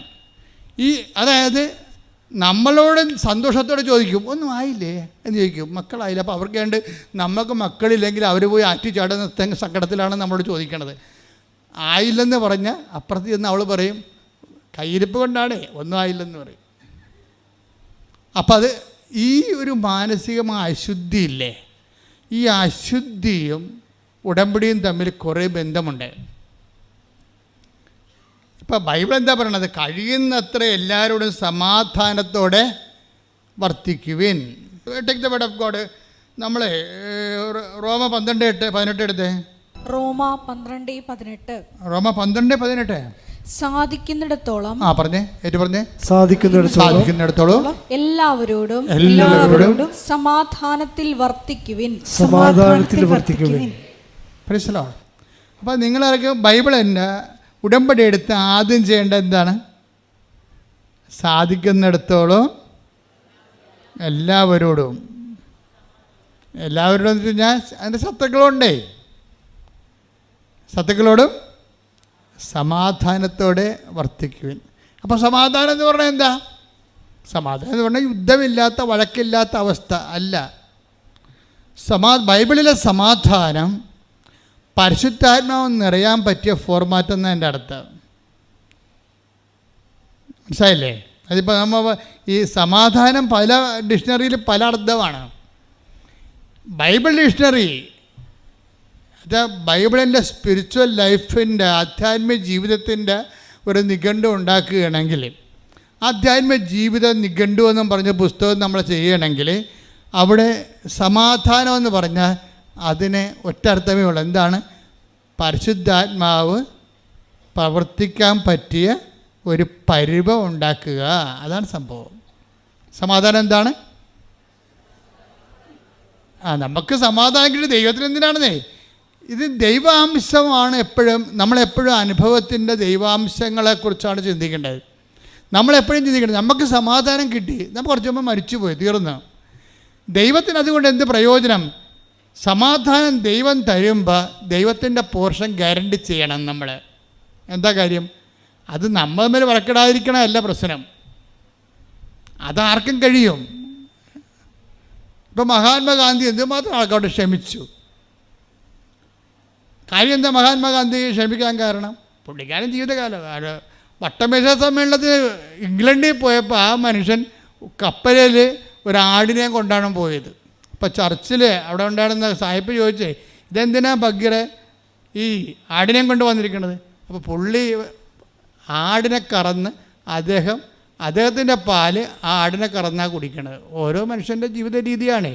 ഇപ്പോൾ ജീവിതകാലം മുഴുവനും ആട്ടും പാലും അതുപോലെ തന്നെ ക്യാബേജും പച്ചക്കറിയൊക്കെ തിന്നവർക്ക് സ്വാഭാവികമായ ക്ഷമയുണ്ടാകും, സമാധാനം ഉണ്ടാകും. അവർക്ക് സമാധാനത്തെക്കുറിച്ചൊക്കെ അവർ ചിന്തിക്കും. അതൊന്നും ബിബ്ലിക്കൽ പീസല്ല. ബൈബിളിന് അതിൻ്റെ അകത്ത് കെട്ടിയിടക്കേണ്ട കാര്യമില്ല, അത് വേറെ. മഹാത്മാഗാന്ധിയുടെ ഒരു ക്ഷമ എന്ന് പറയുന്നത് മാനുഷികമായ ഒരു ശീലത്തിൻ്റെ ഇന്ത്യൻ സംസ്കാരം. ആരെയും യുദ്ധം ചെയ്യാത്ത, നമ്മളെല്ലാവരുടെ കടുത്തേ 5000 കൊല്ലമായിട്ട് നമ്മൾ ജീവിക്കണമല്ലേ ഇവിടെ. നമ്മൾ ആരുടെയും കടുത്തേ പോയിട്ടുണ്ട്, ഒരു മനുഷ്യൻ്റെ കടുത്തേ കയറത്തില്ല. ഒരു മനുഷ്യൻ്റെ കഴുത ഇന്ത്യക്കാരൻ കയറിയ ചരിത്രമില്ല. ഇങ്ങോട്ട് മേക്കട്ട് കയറാൻ വന്ന് നമ്മുടെ ഒരു പകുതിയും കൊണ്ട് പോയെന്നല്ലാതെ നമ്മളാരുടെയും കഴുത്തേ കയറില്ല, ഇന്നുവരെ കയറിയിട്ടില്ല. അത് നമ്മുടെ ശീലമാണ്. സമാധാനം മാനുഷികമായ രീതിയിൽ സാംസ്കാരിക സമാധാനമാണ് നമ്മൾ അനുഭവിക്കുന്നത്. ഇതാണ് ബിബ്ലിക്കൽ പീസ്. അതൊരു സാംസ്കാരിക സമാധാനമാണ്. അതായത് ഇപ്പോൾ നമ്മൾ പോത്തിറച്ചി കഴിക്കണില്ല. ഈ ക്രിസ്ത്യാനിറ്റി ഇവിടെ വിലപ്പോകാഞ്ഞതിൻ്റെ കാരണമെന്നിലൊന്ന്, ക്രിസ്ത്യാനിറ്റിയും കൊണ്ട് വന്നവൻ്റെ കയ്യിൽ ഒരു ഇറച്ചിയും ഒരു കുപ്പി കള്ളും പിന്നെ ഒരു തോക്കൊക്കെ കയ്യിരുന്നതുകൊണ്ടാണ്. സായിപ്പ് ഈ സാധനം എല്ലാം കഴിക്കണമല്ല. ഈ കക്ഷിയല്ലേ ഇത് ഇവിടെ പഠിപ്പിച്ച സാറ് മാറിപ്പോയി, അതാണ് കുഴപ്പമായിപ്പോയത്. അല്ലെങ്കിൽ ക്രിസ്ത്യാനിറ്റിയെ ഇന്ത്യ മുഴുവൻ അക്സെപ്റ്റ് ചെയ്യണം. കാര്യം ഇന്ത്യ ദൈവത്തിന് വേണ്ടി കൊതിക്കുന്ന ഒരു രാജ്യമാണ്. പഠിപ്പിച്ച സാറ് മാറിപ്പോയി, സാറിൻ്റെ സ്വഭാവം മാറിപ്പോയി. അതാണ് ബൈബിളിന് പറ്റിയത്. പഠിപ്പിക്കുന്ന സ്ഥലത്ത് പഠിപ്പിക്കാതെ പഠിപ്പിക്കേണ്ടാത്ത സ്ഥലത്ത് കൂടി പഠിപ്പിച്ചു. പദാർത്ഥത്തെ ദൈവമായി കാണുന്ന ഒരു ജനതയാണ് ഇവർ. മിക്കവാറും ആംഗ്ലോ സാക്സൺസ് എല്ലാം കണ്ണിബാൻസ് അല്ലേ, മനുഷ്യൻ തിന്നണ ഒരു ജാതിയാണ്. അപ്പോൾ അവരെ സംബന്ധിച്ചിടത്തോളം അവിടെ ഒരു പദാർത്ഥത്തിനാണ് പ്രാധാന്യം. ഇപ്പോഴും പദാർത്ഥത്തിനല്ലേ പ്രാധാന്യം? നമുക്ക് പദാർത്ഥത്തിനല്ല പ്രാധാന്യം. പദാർത്ഥം വിട്ടിട്ട്, ഉള്ള പദാർത്ഥങ്ങളെല്ലാം വിട്ടിട്ട് അര മറക്കാനുള്ള തുണി മാത്രം ഉടുത്തുകൊണ്ട് എല്ലാം ഉപേക്ഷിച്ച് കാട്ടിപ്പോയവരുടെ രാജ്യമാണിത്. അപ്പം അതുകൊണ്ട് തന്നെയാണ് നമ്മൾ ആദ്യകാലം ഒരു സാംസ്കാരികമായ സമാധാനം കൈമുതലായിട്ടുള്ള ഒരു പൈതൃക സമാധാന ശീലമുള്ളവരാണ്. ഈ പൈതൃക സമാധാനം ബിബ്ലിക്കലല്ല ശരിക്കും പറഞ്ഞാൽ. അതാണ് വിഷയം. കേവല സമാധാനത്തിൻ്റെ അകത്ത് വരുന്ന ഈ സാംസ്കാരിക കൾച്ചറൽ പീസ് എന്ന് പറയുന്ന സംഭവം ആണ് പൊതുവെ. നിങ്ങൾ തെറ്റിദ്ധരിക്കരുത്. ഇന്ത്യക്കാരോട് സമാധാനം എന്ന് പറഞ്ഞാൽ അവരുടനെ പറയും യുദ്ധമില്ലാത്ത അവസ്ഥ, ആൾക്കാരോട് ധാരണയോടെ പെരുമാറുന്ന അവസ്ഥ. അതല്ല ബിബ്ലിക്കൽ പീസ്, അതല്ല. ബൈബിളിൻ്റെ സമാധാനം എന്ന് പറഞ്ഞാൽ സമാധാനം എന്താണ്? സ്നേഹം, ആനന്ദം, സമാധാനം, ക്ഷമ. പരിശുദ്ധാത്മാവിൻ്റെ ഫലമാണ് സമാധാനം. പരിശുദ്ധാത്മാവിൻ്റെ ഫലമെന്ന് പറഞ്ഞാൽ എന്താണ്? എന്തെല്ലാം ക്രൈസിസ് സംഭവിച്ചാലും ആത്മാവ് അതിനെ കൺവേർട്ട് ചെയ്തിട്ട് കൃപയായിട്ട് കൺവേർട്ട് ചെയ്തുകൊണ്ടിരിക്കും. അപ്പോൾ ഇപ്പം ഞാനൊരു അപ്പാപ്പനെ പറഞ്ഞ കാര്യം പറഞ്ഞില്ലേ, 4 പേരും പൈനാട്ട് ഉരുൾപൊട്ടൽ മരിച്ചു. അവർക്ക് മണ്ണിടാൻ വേണ്ടി മാത്രമാണ് ഞാൻ അവശേഷിക്കണമെന്നൊരു അപ്പാപ്പൻ പറഞ്ഞില്ലേ. അപ്പോൾ അപ്പാപ്പൻ ഈ വിഷയത്തെ എല്ലാം ഒത്തിരി തീരുടെ വന്ന് വെയിലത്ത് വാടാതെ നിൽക്കുന്നതാണ്. പക്ഷേ ഈ സഹനമല്ല ശരിക്കും പറഞ്ഞാൽ ക്രിസ്ത്യൻ സഹനമെന്ന് പറയണത്. ഈ സഹനത്തിനെ കൺവേർട്ട് ചെയ്യണം. എങ്ങനെ കൺവേർട്ട് ചെയ്യും? ക്രിസ്തുവിൻ്റെ നാമത്തിൽ, ക്രിസ്തുവിൻ്റെ നാമം എന്ന് പറയുന്നൊരു കൺവേർഷൻ ഫോർമുലയാണ്. എന്നിട്ട് ക്രിസ്തു സഹിച്ച സഹനത്തിൻ്റെ കൂടെ ചേർത്ത് വെച്ചിട്ട് ദൈവത്തെ തന്നിരിക്കുന്ന അന്നു വേണ്ട ആഹാരം പോലെ ഈ ഭൂമിയിൽ ജീവിച്ചപ്പോൾ നമുക്ക് കിട്ടിയ നന്മയുണ്ട്, തിന്മയുണ്ട്. എല്ലാത്തിനുമാണ് നമ്മൾ നന്ദി പറയണത്. എല്ലാത്തിനും നന്ദി പറയുന്ന നമ്മൾ ഇടയ്ക്ക് പാടാറുണ്ടെങ്കിൽ ജയേഷ് യേശുവേ നിത്യതയോടെ അടുപ്പിക്കുന്ന നൽകിയ എല്ലാ അനുഭവങ്ങൾക്കും നന്ദി. എന്നെ നല്ല ശിഷ്യനാക്കിയിടുന്ന എല്ലാ കുറവുകൾക്കും ഒരുമിച്ച് സ്വരത്തിൽ പാടുക.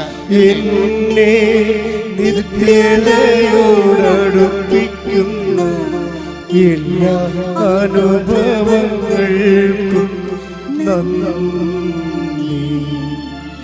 എന്നെ നല്ല ശിഷ്യനാക്കിയിടുന്ന എല്ലാ കുരിശുകൾക്കും നാഥാ നന്ദി.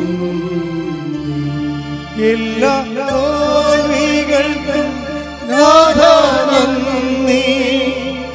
നിന്റെ മുഖം കാണുവാൻ അതു നിമിത്തമായി എല്ലാ തോൽവികൾക്കും നാഥാ നന്ദി. നിന്റെ മുഖം കാണുവാൻ അതു നിമിത്തമായി എല്ലാ കണ്ണുനീരിനും നാഥാ നന്ദി. നിന്റെ സാന്നിധ്യമറിയാൻ ഇടയായി എന്നെ നിത്യതയോടടുപ്പിക്കുന്ന എല്ലാ അനുഭവങ്ങൾക്കും നന്ദി. പരിശുദ്ധ പരമ ദിവ്യകാരുണ്യത്തിന് ആരാധനയും സ്തുതിയും പുകഴ്ചയും. പരിശുദ്ധ പരമ ദിവ്യകാരുണ്യത്തിന് ആരാധനയും സ്തുതിയും പുകഴ്ചയും. പരിശുദ്ധ പരമ ദിവ്യകാരുണ്യത്തിന് ആരാധനയും സ്തുതിയും പുകഴ്ചയും ഉണ്ടായിരിക്കട്ടെ. അപ്പോഴേ നമ്മളെ സമാധാനം എന്ന് പറയുമ്പോൾ ഇപ്പോഴേ 12:18 റോമ അല്ലേ, സാധിക്കുന്നിടത്തോളം എല്ലാവരോടും സമാധാനത്തോടെ വർത്തിക്കുക. ഇപ്പോൾ വീട്ടിൽ ശത്രുതയുണ്ട്, അയൽവാസികളുമായി ശത്രുതയുണ്ട്, കുടുംബത്തിലും അല്ലെങ്കിൽ ഓഫീസിലും ഒക്കെ ഇഷ്യൂസ് ഉണ്ട്. ആ ഇഷ്യൂസ് ഇപ്പോഴും നിങ്ങൾ ഉടമ്പടി 3 പുതുക്കിയിട്ടും ആ പഴയ ശത്രുവായിട്ട് തന്നെ ഇപ്പോഴും നിലനിൽക്കുക. പിന്നെ പുതുക്കണേ എന്തിനാ? നിങ്ങൾ ഉടമ്പടി 3 പുതുക്കി വെള്ളയായെന്ന് പറഞ്ഞിട്ട് നിങ്ങൾ വെള്ളയായില്ലല്ലോ, പേപ്പർ മാത്രമല്ലേ വെള്ളയായുള്ളത്. ആ പഴയ ശത്രുവായിട്ട് ഇപ്പോഴും ഇരിക്കുകയല്ലേ. മിണ്ടാത്തതോട് നിങ്ങൾ മിണ്ടുന്നില്ല, സംസാരിക്കാത്തതോട് നിങ്ങൾ സംസാരിക്കണില്ല, ഇടപെടാത്തതോട് നിങ്ങൾ ഇടപെടുന്നില്ല. ചില ആൾക്കാരെ കാണുമ്പോൾ തിള കുത്തിയ പോലെ മോന്ത വെക്കുന്നു, എന്നിട്ടും ഉടമ്പടി വെള്ള. എൻ്റെ അമ്മ എന്തൊരു വെള്ളം ഇരിക്കത്. പുതുക്കുമ്പോൾ സൂക്ഷിക്കണം. ഓരോ പുതുക്കവും പരിശുദ്ധാത്മാവിലേക്കുള്ള ഒരു പുതുക്കമാണ്. ശ്രദ്ധിക്കട്ടെ. ഹല്ലേലൂയ ഹല്ലേലൂയ ഹല്ലേലൂയ ഹല്ലേലൂയ ഹല്ലേലൂയ. യേശുവേ നന്ദി. ഹല്ലേലൂയ ഹല്ലേലൂയ ഹല്ലേലൂയ. ആത്മാവാം ദൈവമേ വരണേ, എൻ്റെ ഉള്ളിൽ വസിക്കാൻ വരണേ. ആത്മാവാം ദൈവമേ വരണേ, എൻ്റെ ഉള്ളിൽ വസിക്കാൻ വരണേ. പരിശുദ്ധ പരമ ദിവ്യകാരുണ്യത്തിന് ആരാധനയും സ്തുതിയും പുകഴ്ചയും ഉണ്ടായിരിക്കട്ടെ. അപ്പൊ സാധിക്കുന്നിടത്തോളം പറഞ്ഞേ സാധിക്കുന്നിടത്തോളം എല്ലാവരോടും സമാധാനത്തോടെ വർത്തിക്കുവാൻ കർത്താവേ എന്നെ അഭിഷേകം ചെയ്യണമേ. എൻ്റെ മക്കളെ, നിങ്ങൾ സീരിയസ് ആയിട്ട് ദൈവത്തെ എടുത്താൽ ഉടമ്പടിയിൽ പെട്ടെന്ന് ടൈം ഷോർട്ടറിങ് സംഭവിക്കും. ഉടമ്പടി ടൈം ഷോർട്ടറിങ് സംഭവിക്കാത്തത് നിങ്ങൾക്ക് അനുഗ്രഹം തരാൻ വേണ്ടി മാത്രം യോഗ്യമായൊരു പാത്രമായിട്ട് നിങ്ങളെ ദൈവം കാണാത്തത് കൊണ്ടാണ്. കാര്യം ഉടമ്പടി എന്ന് പറഞ്ഞാൽ പക്ക, ഇനി ഇതിനൊക്കെ വലുത് ദൈവത്തിനൊന്നും ചെയ്യാൻ പറ്റത്തില്ല.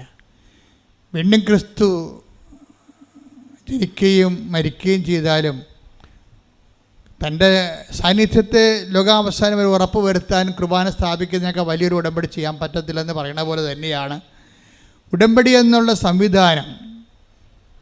നമുക്കറിയാം, നമ്മളുടെ ഒരു ജീവിതത്തിൽ നമ്മുടെ ഒരു വിഷയത്തിൽ നമുക്ക് ഇപ്പം നിങ്ങളൊരു കൊട്ടയിൽ വീട്ടിലൊക്കെ ഇരിക്കുമ്പോൾ നിങ്ങളിപ്പോൾ മഴയൊക്കെ മാറിയപ്പോൾ മുഴുവൻ, ഇപ്പം മഴയും കാറ്റും കഴിഞ്ഞപ്പോൾ മുഴുവൻ കമ്പും കോലും ഒക്കെ ആയിട്ട് മുറ്റം മുഴുവനും ചീഞ്ഞ ഇലയും അതിലൊക്കെ കൂടി നിറഞ്ഞ് നിങ്ങളിതെല്ലാം ഒറ്റക്ക് നിന്നുകൊണ്ട് ഇതെല്ലാം വരണ്ടി എടുത്തിട്ട് കൊട്ടയിലൊക്കെ നിറച്ച് നിങ്ങൾക്ക് പറമ്പിൽ കൊണ്ടുപോയി കുഴി കൊണ്ട് കളയണം. നിങ്ങൾക്കിത് എടുത്തിട്ട് പൊങ്ങണില്ല, കാര്യം 5-10 കിലോ ഉണ്ട്. അപ്പോൾ നിങ്ങളെന്ത് പറയും? ഈ ചവറെല്ലാം മണ്ണെല്ലാം കൂട്ടിയിട്ട് ചെളിമണ്ണെല്ലാം കൂട്ടിയിട്ട് നിങ്ങൾ കൊണ്ട് കുഴി കൊണ്ട് ഇടണം. നിങ്ങൾക്ക് എടുത്തിട്ട് പൊങ്ങണില്ല, നിങ്ങളെന്ത് ചെയ്യും? ആരെങ്കിലും വിളിക്കും, മകനെ വിളിക്കും, മകളെ വിളിക്കും, ഭർത്താവിനെ വിളിക്കും, ഭാര്യനെ വിളിക്കും. എന്തിനാണ് വിളിക്കണത്? ഈ ഈ കൊട്ടയുടെ തളയില്ലേ, അപ്പുറത്തെ പിടിയിലൊന്ന് പിടിച്ചോളാൻ പറയും. അതല്ലേ കറക്റ്റ്? അപ്പം നിങ്ങളുടെ ഭാരം ഷെയർ ആകുന്നു. ഇത് തന്നെയാണ് ഉടമ്പടി. അതാ കാര്യം, നിങ്ങളുടെ ഭാരത്തിന് അപ്പുറത്ത് പിടിക്കാൻ ഒരാൾ, അതാളെ പിടിക്കുന്ന ആരാണ്? ക്രിസ്തു. കൈയടിക്കട്ടെ, ശ്രദ്ധിക്കട്ടെ.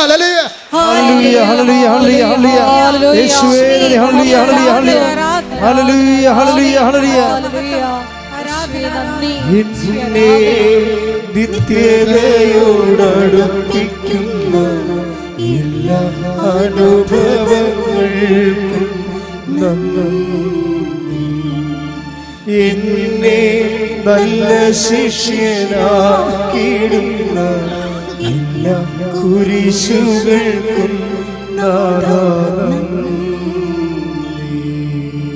അപ്പോൾ നമ്മുടെ ഭാരങ്ങളിലെ ദൈവത്തിനെ കക്ഷിയാക്കുന്ന നടപടിക്രമത്തിൻ്റെ പേരാണ് ഉടമ്പടി. ഇത് നമ്മൾ ആയിട്ട് ഉണ്ടാക്കിയെടുത്തിട്ടുള്ള ഒരു സംവിധാനമല്ല. നമ്മളെ രക്ഷിക്കാൻ വേണ്ടി ഇങ്ങനെയുള്ള ഒരു സഹന സാഹചര്യത്തിൽ നമ്മളെ രക്ഷിക്കാൻ വേണ്ടി ദൈവം വിഭാവന ചെയ്ത ഡിവൈൻ ഇൻ്റലക്റ്റിൻ്റെ ഒരു പ്രോഡക്റ്റാണ് ഉടമ്പടി. ദൈവബുദ്ധിയുടെ ഒരു ഫലമാണ് ഉടമ്പടി. അതുകൊണ്ട് ഇത് പക്കയാണ്. ഇത് ഏത് സാഹചര്യത്തിൽ നമുക്ക് ഉപയോഗിക്കാം, ഏത് വിഷയത്തിൽ നമുക്ക് ഉപയോഗിക്കാം, ഏത് കാലത്തിൽ ഉപയോഗിക്കാം. കാര്യം ഉടമ്പടി കാലത്തിനൊപ്പം വളരുന്ന ദൈവബന്ധമാണ്. കൈയ്യട്ടെ, ശ്രദ്ധിക്കട്ടെ.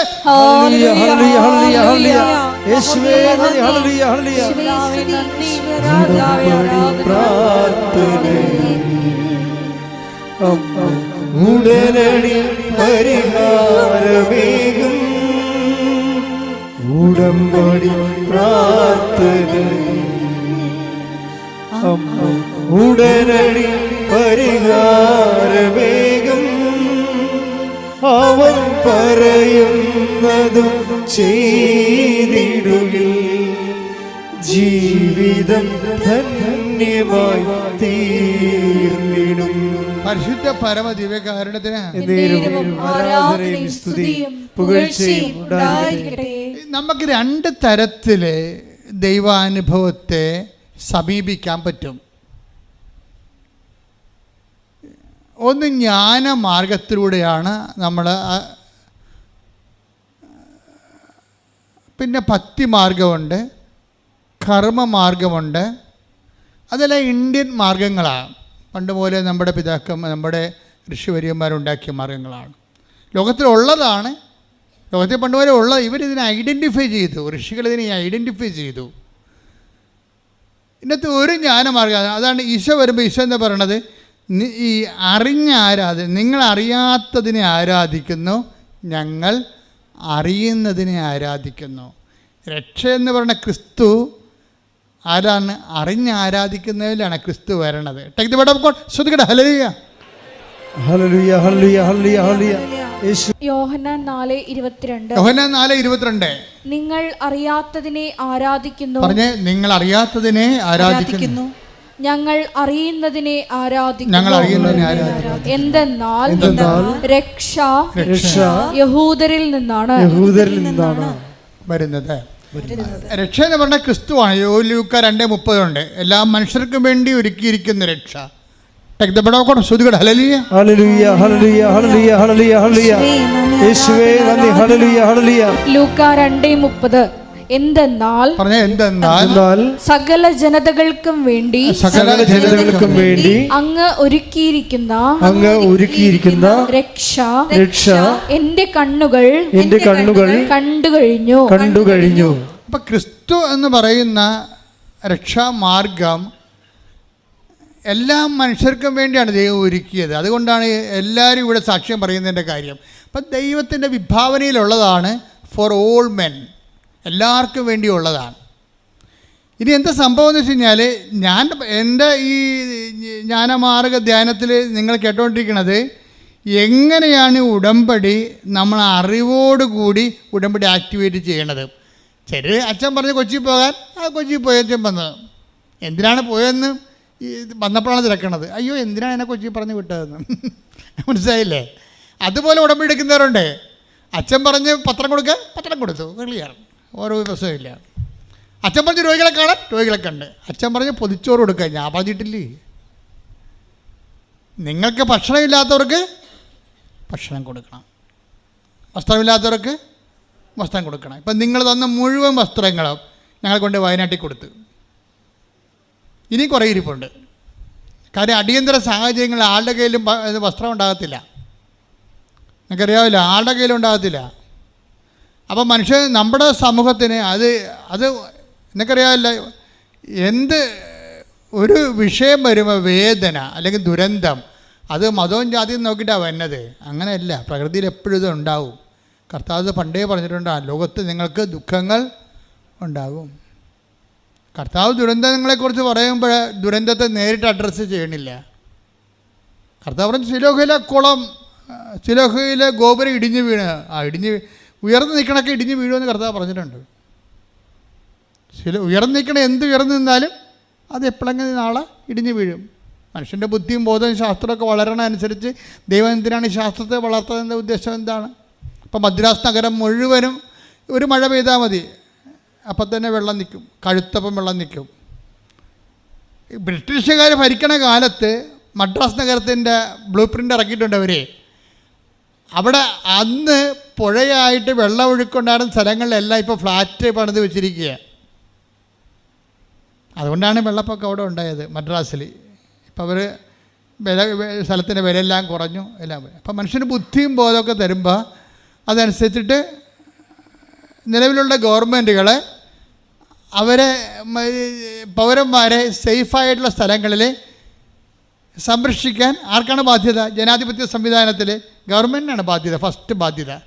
അതിനുശേഷം മാത്രമേ സാമുദായിക സാമൂഹ്യ മതപരമായ സംഘടനകൾക്കുള്ള ഫസ്റ്റ് ബാധ്യത ഗവൺമെൻറ്റിനാണ്. അപ്പം അതുകൊണ്ട് ഇതെല്ലാം ശാസ്ത്രീയ അടിസ്ഥാനത്തിൽ ചെയ്യേണ്ട കാര്യങ്ങളാണ്. നമുക്ക് വ്യക്തമായിട്ട് സുരക്ഷിതമായിട്ടും കേരളത്തിൽ ജീവിക്കാൻ പറ്റിയ വസിപ്പിടങ്ങൾ ഉണ്ടാകാൻ വേണ്ടി നിങ്ങൾ കൈയുയർത്തി ശ്രദ്ധിക്കട്ടെ. ഹല്ലേലൂയ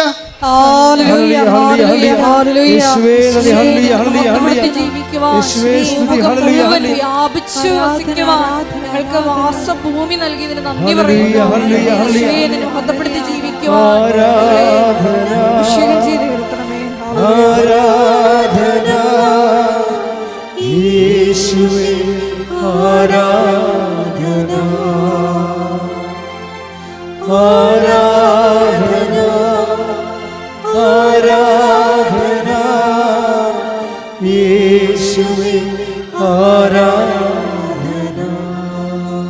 ലൂക്ക 13:4 ശ്രുതികട. ഹല്ലേലൂയ ഹല്ലേലൂയ ഹല്ലേലൂയ. ലൂക്ക 13:4 സീലോഹായിലെ ഗോപുരം ഇടിഞ്ഞു വീണ് പറഞ്ഞേ, സിലോഹായിലെ ഗോപുരം ഇടിഞ്ഞു വീണ് കൊല്ലപ്പെട്ട ആ 18 പേർ അന്ന് ജെറുസലേമിൽ വസിച്ചിരുന്ന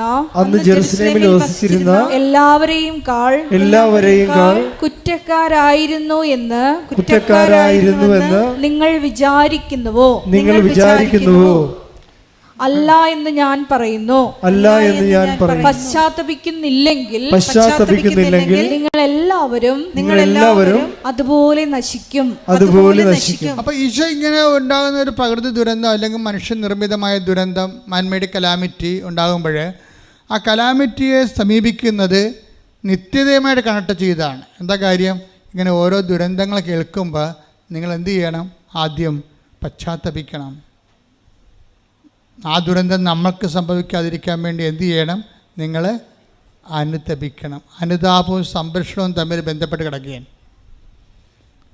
ബൈബിളിൻ്റെ ഒരു ബയോളജി വർക്ക് ചെയ്യണത് നമ്മുടെ അനുതാപം. നിങ്ങളോട് ഞാൻ എന്താ പറഞ്ഞത്? നിങ്ങൾ 2 ആഴ്ച കൂടുമ്പോൾ കുമ്പസാരിക്കണം. ഒന്ന് തിരക്കി നോക്കി എത്ര പേര് കുമ്പസാരിച്ചിട്ടുണ്ടെന്ന്. കാത്തലിക്സിനാണ് അത് ബാധകമായിട്ടുള്ളത്, അത് കൗദാശിയത് കൊണ്ട്. നിങ്ങൾ തിരക്കി നോക്കി എത്ര പേര് കുമ്പസാരിച്ചിട്ടുണ്ടെന്ന്.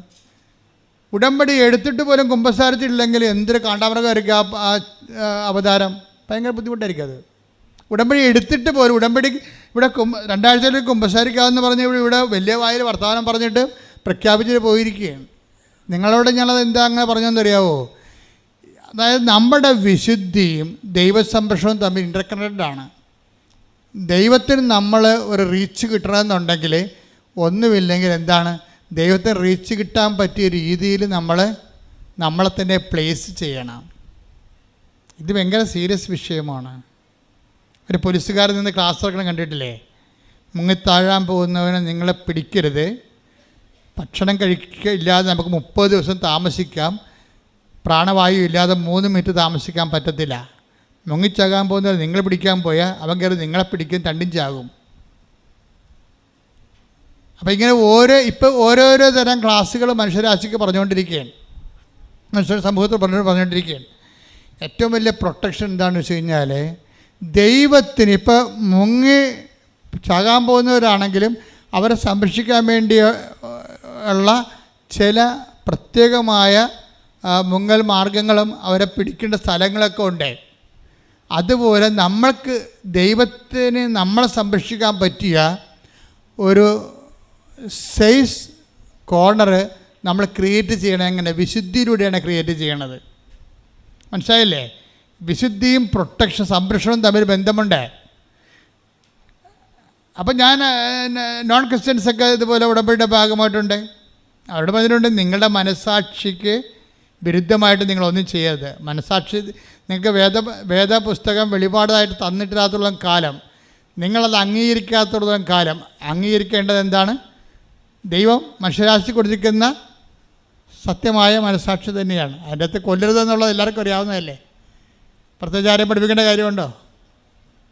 വ്യഭിചാരം ചേരുന്ന എല്ലാവർക്കും അറിയാവുന്നതല്ലേ? മാതാപിതാക്കന്മാരെ ബഹുമാനിക്കണമെന്ന് എല്ലാവർക്കും അറിയാവുന്നതല്ലേ? അപ്പോൾ എല്ലാവർക്കും അറിയാവുന്നതാണിത്. അപ്പം ഈ എല്ലാവർക്കും അറിയാവുന്ന കാര്യങ്ങൾ അത് പൗലോസപ്പോസ്തലൻ പരിശുദ്ധാത്മാവിനെക്കുറിച്ച് പറയുമ്പോൾ പറയണത് പാപത്തിനെക്കുറിച്ചാണെങ്കിൽ നിങ്ങളോട് പറയേണ്ട കാര്യമില്ലല്ലോ. അത് ബൈബിൾ പഠിക്കാത്തവർക്കും അറിയാവുന്നതാണ് പറയണത്, എല്ലാവർക്കും അറിയാം. അതാണ് മനസാക്ഷി എന്ന് പറയണത്. കൂടെ 5:19 ഗലാത്യർ 5:19 ജഡത്തിന്റെ വ്യാപാരങ്ങൾ എല്ലാവർക്കും അറിയാം. ഒന്ന് പറഞ്ഞ കേട്ടില്ലേ? എന്താണ് ജഡത്തിന്റെ വ്യാപാരങ്ങൾ? എല്ലാവർക്കും അറിയാം. അവ വ്യഭിചാരം, അശുദ്ധി, ദുർവൃത്തി, വിഗ്രഹാരാധന, ആഭിചാരം, ശത്രുത. ആഭിചാരം എന്ന് പറഞ്ഞാൽ എന്താണ്? കൂടുപത്രമാണ്, കൈ നോക്കൽ, ഇങ്ങനെ പരിപാടിയൊക്കെയാണ് ആഭിചാരം. ശത്രുത, കലഹം, അസൂയ, കോപം, മാത്സര്യം, ഭിന്നത, വിഭാഗീയ ചിന്ത, വിദ്വേഷം, മദ്യപാനം, മധുരോത്സവം, ഇവയും ഈ ദൃശ്യമായ മറ്റു പ്രവൃത്തികളുമാണ്. മധുരോത്സവത്തിൻ്റെ അകത്ത് എല്ലാ സംഭവം ഉണ്ട്. ഹോമോസെക്സ്വാലിറ്റി ഉണ്ട്, ലെസ്ബിയനിസം ഉണ്ട്, സ്വവർഗരതിയുണ്ട്, എല്ലാ പരിപാടിയും ഉണ്ട് ഇതിനകത്ത്. ബൈബിൾ എല്ലാത്തിനെയും അഡ്രസ്സ് ചെയ്യും. ഇതെല്ലാവർക്കും അറിയാവുന്നതാണ് പറയണത്. കൽപ്പന തന്നാലും തന്നില്ലേലും നിങ്ങളാരും ഇതറിയാത്തവരാണെന്ന് പറഞ്ഞുകൊണ്ട് നിങ്ങളാരും അതിനകത്ത് ഒഴിവ് കഴിവില്ലെന്നാണ് പറയണത്. മനസ്സിലായില്ലേ? ഇതാണ് മനസ്സാക്ഷി എന്ന് പറയുന്നത്. ശ്രദ്ധിക്കട്ടെ. ഹല്ലേലൂയ, ഹല്ലേലൂയ, ഹല്ലേലൂയ, ഹല്ലേലൂയ, ഹല്ലേലൂയ. യേശുവേ നന്ദി. ഹല്ലേലൂയ, ഹല്ലേലൂയ, ഹല്ലേലൂയ. അനുദപിക്കാൻ കൃപയേകണമേ,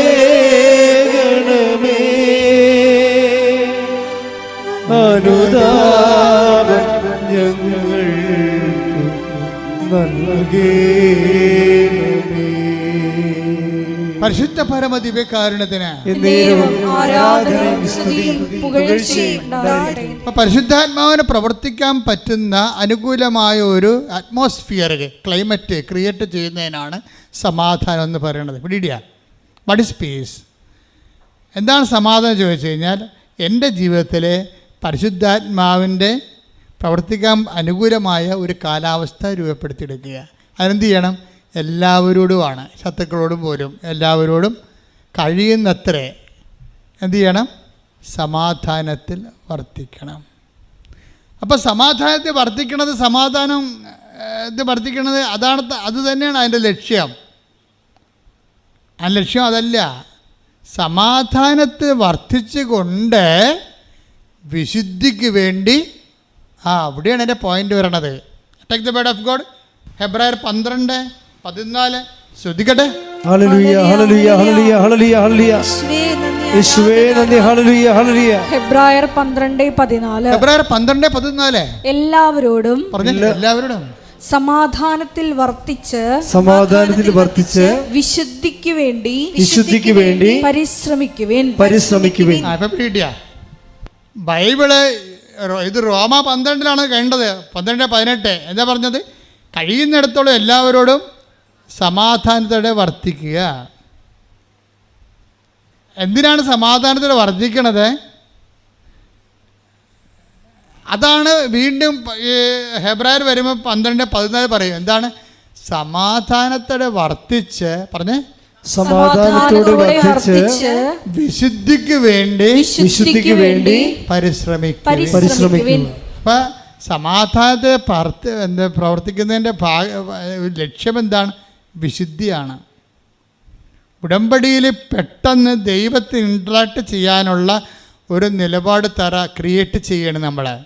അതായത് മൂന്നാമത്തെ പ്രാവശ്യമോ രണ്ടാമത്തെ നീല ഉടമ്പടി ആയി അല്ലെങ്കിൽ വെള്ള ഉടമ്പടി ആയെന്ന് അറിഞ്ഞാൽ നിങ്ങളുടെ വിശുദ്ധ ജീവിതത്തിൽ നിങ്ങൾക്ക് ഏറ്റുപറയാൻ വേണ്ടി മാത്രം ഏറ്റുപറയാൻ വേണ്ടി ഒന്നും ഉണ്ടാവരുത്. മറിച്ച് എന്താണ്? ആ കോളങ്ങൾ, പണ്ട് പാപങ്ങൾ താമസിച്ചിരുന്ന സ്ഥലങ്ങളെല്ലാം ഇന്ന് കൃപ താമസിക്കണം. അല്ലാതെ ഞാൻ ഉടമ്പടി പുതുക്കുകയാണ്, പത്രം മേടിച്ചു ഉടമ്പടി പുതുക്കിത്താ, ഞങ്ങൾക്ക് PR ഇപ്പം കിട്ടിയിട്ടില്ല, ഇപ്പോഴും കിട്ടിയിട്ടില്ല, കിട്ടുമെന്ന് മരുമകൾ പറയണ്ടെന്ന് ആ പരിപാടി. അതിനാണ് ഉടമ്പടി പുതുക്കിയിരിക്കേണ്ടത്. പണ്ടാരം നിങ്ങളെ കാര്യങ്ങൾ മറിക്കണമെങ്കിൽ ഈ മരമറിയാതൊന്നും കൊടിയിടരുത് കേട്ടോ. ഇത് സത്യസന്ധമായ ദൈവ സംവിധാനമാണ്. ദൈവത്തിൻ്റെ ഞാൻ നിങ്ങൾ പറഞ്ഞത് poster of God must be guaranteed. ഉടമ്പടിയിൽ നിങ്ങൾ എപ്പോഴും വരുമ്പോഴേ നിങ്ങളുടെ ദൈവത്തിൻ്റെ ഭാഗം, ഇപ്പം ഞാൻ ആദ്യമേ പറഞ്ഞത് എന്താണ്? ഒരു പ്രാർത്ഥനയ്ക്ക് 2 ഭാഗങ്ങളുണ്ട്. ദ പോർഷൻ ഓഫ് ഭൗമമായ ഒരു വശം, ഭൗമാകർഷണം, പ്രാർത്ഥനയിലുള്ള ഭൗമാകർഷണമുണ്ട്. നമ്മുടെ ജീവിതത്തിൻ്റെ ഉണ്ടാകുന്ന വീട്, ജോലി, കല്യാണം, വിവാഹം, മക്കൾ, ഭൗമാകർഷണമാണ്. ചില അണ്ണന്മാരുടെ ഉടമ്പടിയിൽ അതുമാത്രം ഉണ്ടാകത്തുള്ളൂ. അതാണ് പ്രശ്നം. 6 കാര്യം എഴുതിയാൽ പിന്നെയും വണ്ടി എഴുതും, ദൈവമേ അത് പറന്നു പോയല്ല. 6 കാര്യം അവർ എഴുതിയേ, പിന്നെ അവർക്ക് എഴുതാനുണ്ട് കാര്യങ്ങൾ. എൻ്റെ മക്കളെ, നിങ്ങൾ എഴുതിയ കാര്യം വെച്ചാണ് ദൈവം ഇത് ചെയ്യണത്. അല്ല, ദൈവം ചെയ്യണത് അവൻ്റെ സമൃദ്ധിയിൽ നിന്ന് നാമെല്ലാം കൃപയ്ക്ക് മേലെ കൃപ സ്വീകരിച്ചിരിക്കുന്നു. കൈയടിക്കട്ടെ.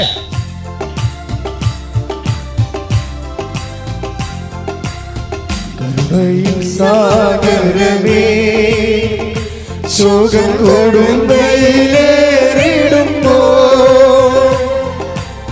കരുണയും സാഗരമേ ശോകം കൊടുമ്പയിലേറിടുമ്പോ,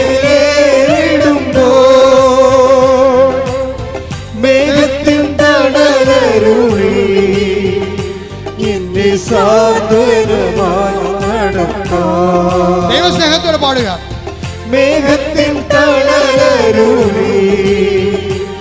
എന്നെ സാന്ത്വനമായി നടത്താം.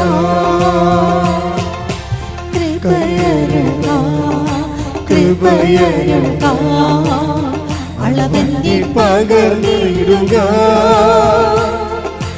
ഈ ഭൂമിയിൽ യാത്രയതിൽ കൃപയരുക. കൃപയരുക കൃപയരുക അളവെന്നെ പകർന്നിടുക. ഈ ഭൂമിയിൽ യാത്രയതിൽ ദൈവകൃപയരുക.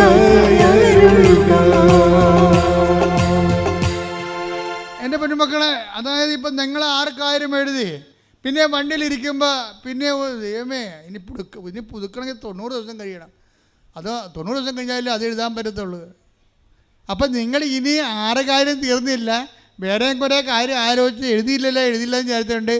ആരെങ്കിലും നിങ്ങളുടെ അനിയത്തിനെ കൊണ്ട് ഉടമ്പടിപ്പിച്ചിട്ട് നിങ്ങളുടെ കാര്യം അവളെ കൊണ്ട് എഴുതിപ്പിക്കാതിരിക്കണം. നിങ്ങൾ എന്തൊരു ശവമാണെന്ന് അറിയാൻ.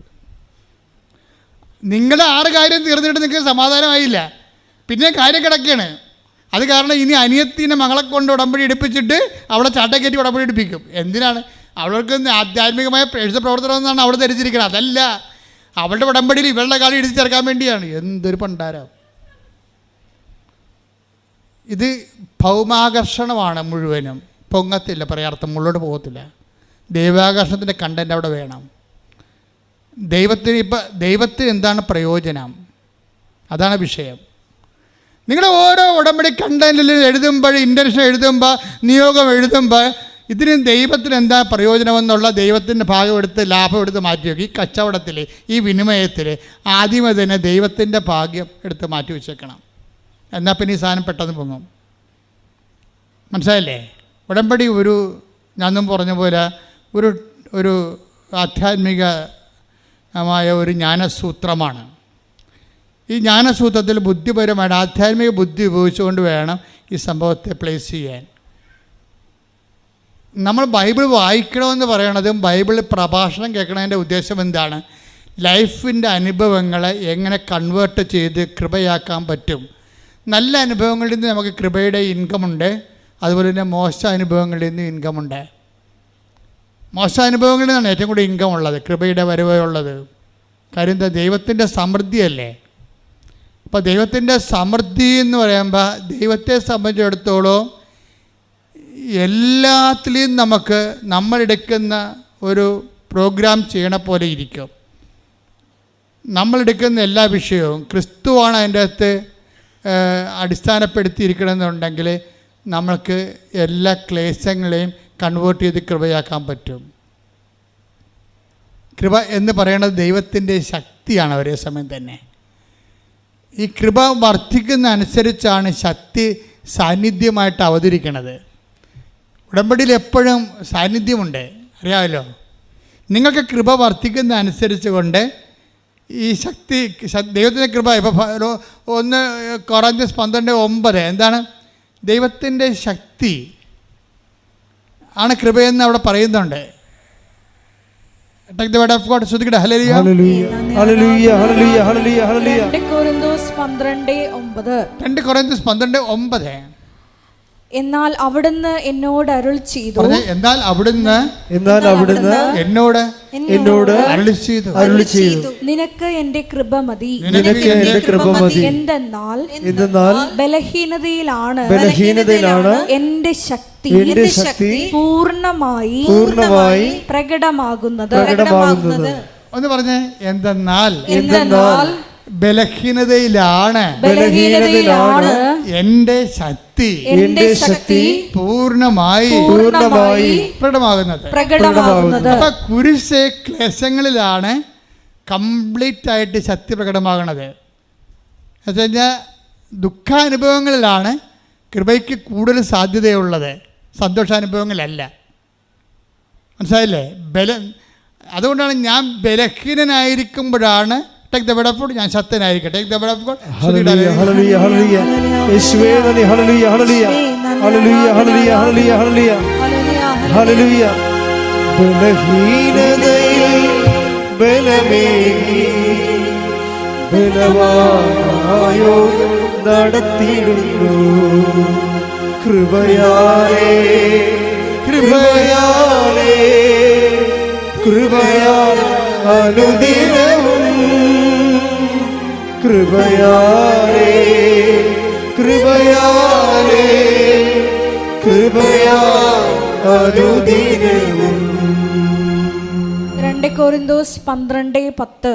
2 കൊരിന്തോസ് 12:10. അതുകൊണ്ട് ബലഹീനതകളിലും ആക്ഷേപങ്ങളിലും ഞെരുക്കങ്ങളിലും പീഡനങ്ങളിലും അത്യാഹിതങ്ങളിലും ഞാൻ ക്രിസ്തുവിനെ പ്രതി സന്തുഷ്ടനാണ്. എന്തെന്നാൽ ബലഹീനനായിരിക്കുമ്പോഴാണ് ഞാൻ ശക്തനായിരിക്കുന്നത്.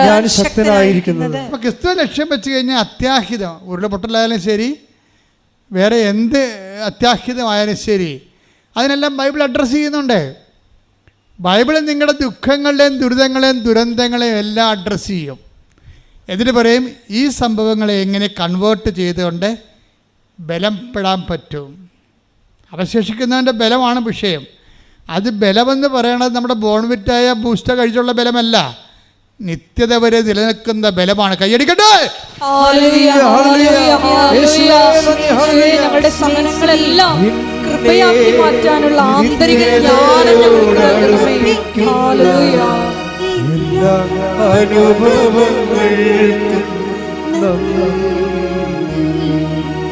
എന്നെ നല്ല ശിഷ്യനാക്കിയിടുന്ന കുരിശുകൾക്കും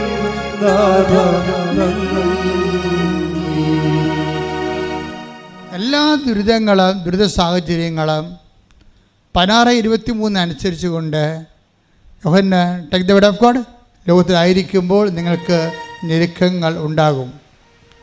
ശ്രദ്ധിക്കട്ടെ. ഹല്ലേലൂയ ഹല്ലേലൂയ ഹല്ലേലൂയ ഹല്ലേലൂയ ഹല്ലേലൂയ ഹല്ലേലൂയ ഹല്ലേലൂയ യേശുവേ സ്തുതി. ഹല്ലേലൂയ ഹല്ലേലൂയ ഹല്ലേലൂയ ഹല്ലേലൂയ യേശുവേ ആരാധന ആരാധന. യോഹന്നാൻ 16:33. നിങ്ങൾ എന്നിൽ സമാധാനം കണ്ടെത്തേണ്ടതിനാണ്. ഇവിടെ സമാധാനം മനുഷ്യൻ കണ്ടെത്തേണ്ട ആരെല്ലാണ്? ക്രിസ്തുവിലെ. എന്താ കാര്യം? ലോകത്തിൽ നിങ്ങൾക്ക് ഞെരുക്കങ്ങൾ ഉണ്ടാകും. പറഞ്ഞേ, ലോകത്തിൽ നിങ്ങൾക്ക് ഞെരുക്കങ്ങൾ ഉണ്ടാകും, എങ്കിലും ധൈര്യമായിരിക്കുവിൻ. ഇപ്പം എന്നിൽ സമാധാനം കണ്ടെത്തേണ്ടതിനാണ് എന്ന് പറഞ്ഞിട്ട് എങ്കിലും ധൈര്യമായിരിക്കാൻ പറയുമ്പോൾ ആ ധൈര്യം ആരിലാണ് നമ്മൾ കണ്ടെത്തേണ്ടത്? ക്രിസ്തുവിൽ. കൈയ്യടിക്കട്ടെ, ശ്രദ്ധിക്കട്ടെ.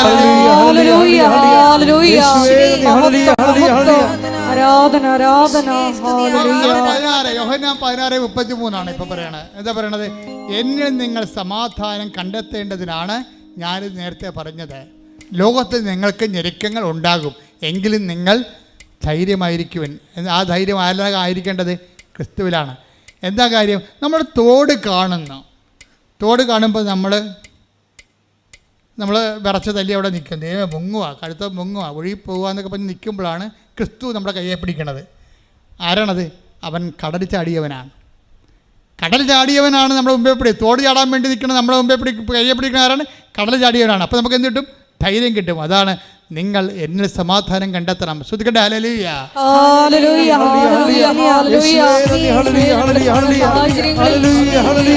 സമാധാനം കണ്ടെത്തുവാൻ ആരാധനയിലൂടെ ഞങ്ങൾ അഭിഷേകം ചെയ്യണം. പ്രാണപ്രിയ പ്രാണപ്രിയ ചങ്കിലെ ചോര തന്നെ വീണ്ടെടുത്തവരേ വീണ്ടെടുപ്പൂകാരാ. പ്രാണപ്രിയ പ്രാണപ്രിയ ചങ്കിലെ ചോര തന്നെ വീണ്ടെടുത്തവരേ വീണ്ടെടുപ്പൂകാരാ. പ്രാണപ്രിയൻ തന്റെ ചങ്കിലെ ചോരയ എന്നെയും വീണ്ടെടുത്തു. പ്രാണപ്രിയൻ തന്റെ ചങ്കിലെ ചോരയ എന്നെയും വീണ്ടെടുത്തു. നന്ദി യേശുവേ, നന്ദി യേശുവേ, നീ ചെയ്ത നന്മകൾ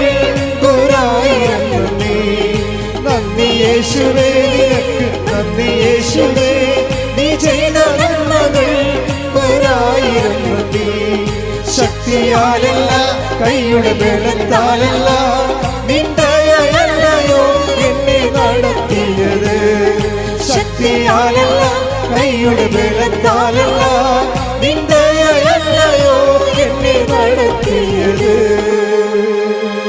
ഞാനിരിക്കുക തിബേരിയസ് കടലിൻ്റെ തീരത്ത് കർത്താവ് അപ്പോസ്തലന്മാർക്ക് അപ്പം ചുട്ട് കൊടുത്ത് കടപ്പുറത്ത് പോയി വെറുതെ ഇരുന്ന്.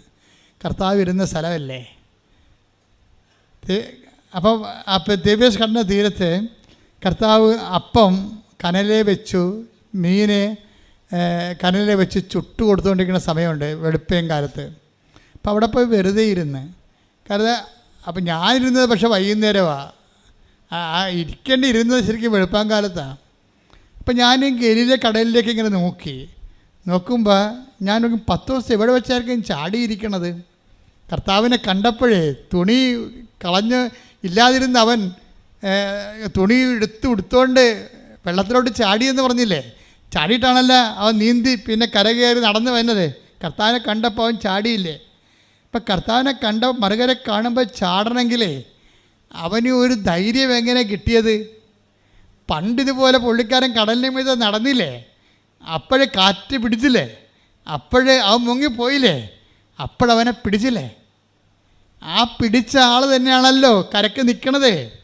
അപ്പം ഞാനിവിടെ മുങ്ങിപ്പോകത്തില്ല. ഞാൻ മുങ്ങിപ്പോയാലും അവൻ നടന്നു വന്ന് എന്നെ പിടിക്കും. ക്രിസ്തുവിലുള്ള ആ പഴയ അനുഭവങ്ങളാണ് അവനെ കടലിലേക്ക് ചാടാൻ 10 ദിവസം സഹായിച്ചതെന്നാണ് ഞാൻ കരുതുന്നത്. കാര്യം ആ കടൽ നമ്മുടെ കടൽ പോലെയല്ല, ഇങ്ങനെ കുത്തനെ കിടക്കുകയാണ്, ആഴമുണ്ട് ശരിക്കും.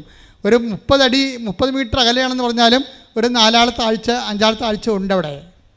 അപ്പം അങ്ങനെയുള്ള സ്ഥലത്താണ് ഇവൻ ഇരുട്ടത്ത് ചാടണത്. അപ്പം പഴയ ഒരു അനുഭവം എൻ്റെ മക്കളെപ്പോഴും ഓർക്കേണ്ടത്, പഴയ അനുഭവങ്ങൾ എപ്പോഴും നോക്കണം. എന്തെങ്കിലും ക്ലേശം വരുമ്പോൾ പണ്ട് ദൈവം നിങ്ങളെ ഓൾറെഡി സ്ഥലം മുകളിൽ നിന്ന് ഇപ്പം നൂലേക്കെട്ടി ഇറക്കിയ ആളല്ലല്ലോ. പണ്ട് ഇതുവരെ ജീവിച്ച് വരണമെങ്കിൽ എന്തുമാത്രം കണ്ണീരിൻ്റെ പുഴ നമ്മൾ നീന്തി കടന്ന് കാണും ഇല്ലേ. അപ്പം അത് ഓർക്കണം, അന്നെല്ലാം നിന്നെ രക്ഷിച്ച ദൈവം തന്നെയാണ് ഇന്നും ജീവിച്ചിരിക്കണത്. ശ്രുതിക്കട്ടെ ഹല്ലേലൂയ. ഹല്ലേലൂയ ഹല്ലേലൂയ ഹല്ലേലൂയ ആരാധന ഹല്ലേലൂയ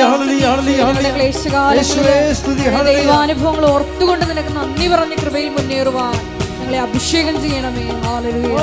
ദൈവം ജീവിക്കുന്നു ഇന്നലെയും ഇന്നുമെന്നും. ആ ദൈവം ജീവിക്കുന്നു ഇന്നലെയും ഇന്നുമെന്നും. ഇപ്പം നിങ്ങൾ എന്നെ സമാധാനമാണല്ലോ നമ്മുടെ സബ്ജക്റ്റ് അല്ലേ. റോമ 12:18 നിന്ന് പോകുന്നതാണല്ലോ നമ്മൾ. എന്താ പറഞ്ഞിരിക്കണത്? സാധിക്കുന്നിടത്തോളം എല്ലാവരോടും സമാധാനത്തെ വർദ്ധിക്കുവാൻ. ആ സമാധാനം എന്ന് പറഞ്ഞാൽ എന്താണെന്നാണ്? സമാധാനത്തോടെ വർദ്ധിച്ചുകൊണ്ട് അല്ലേ.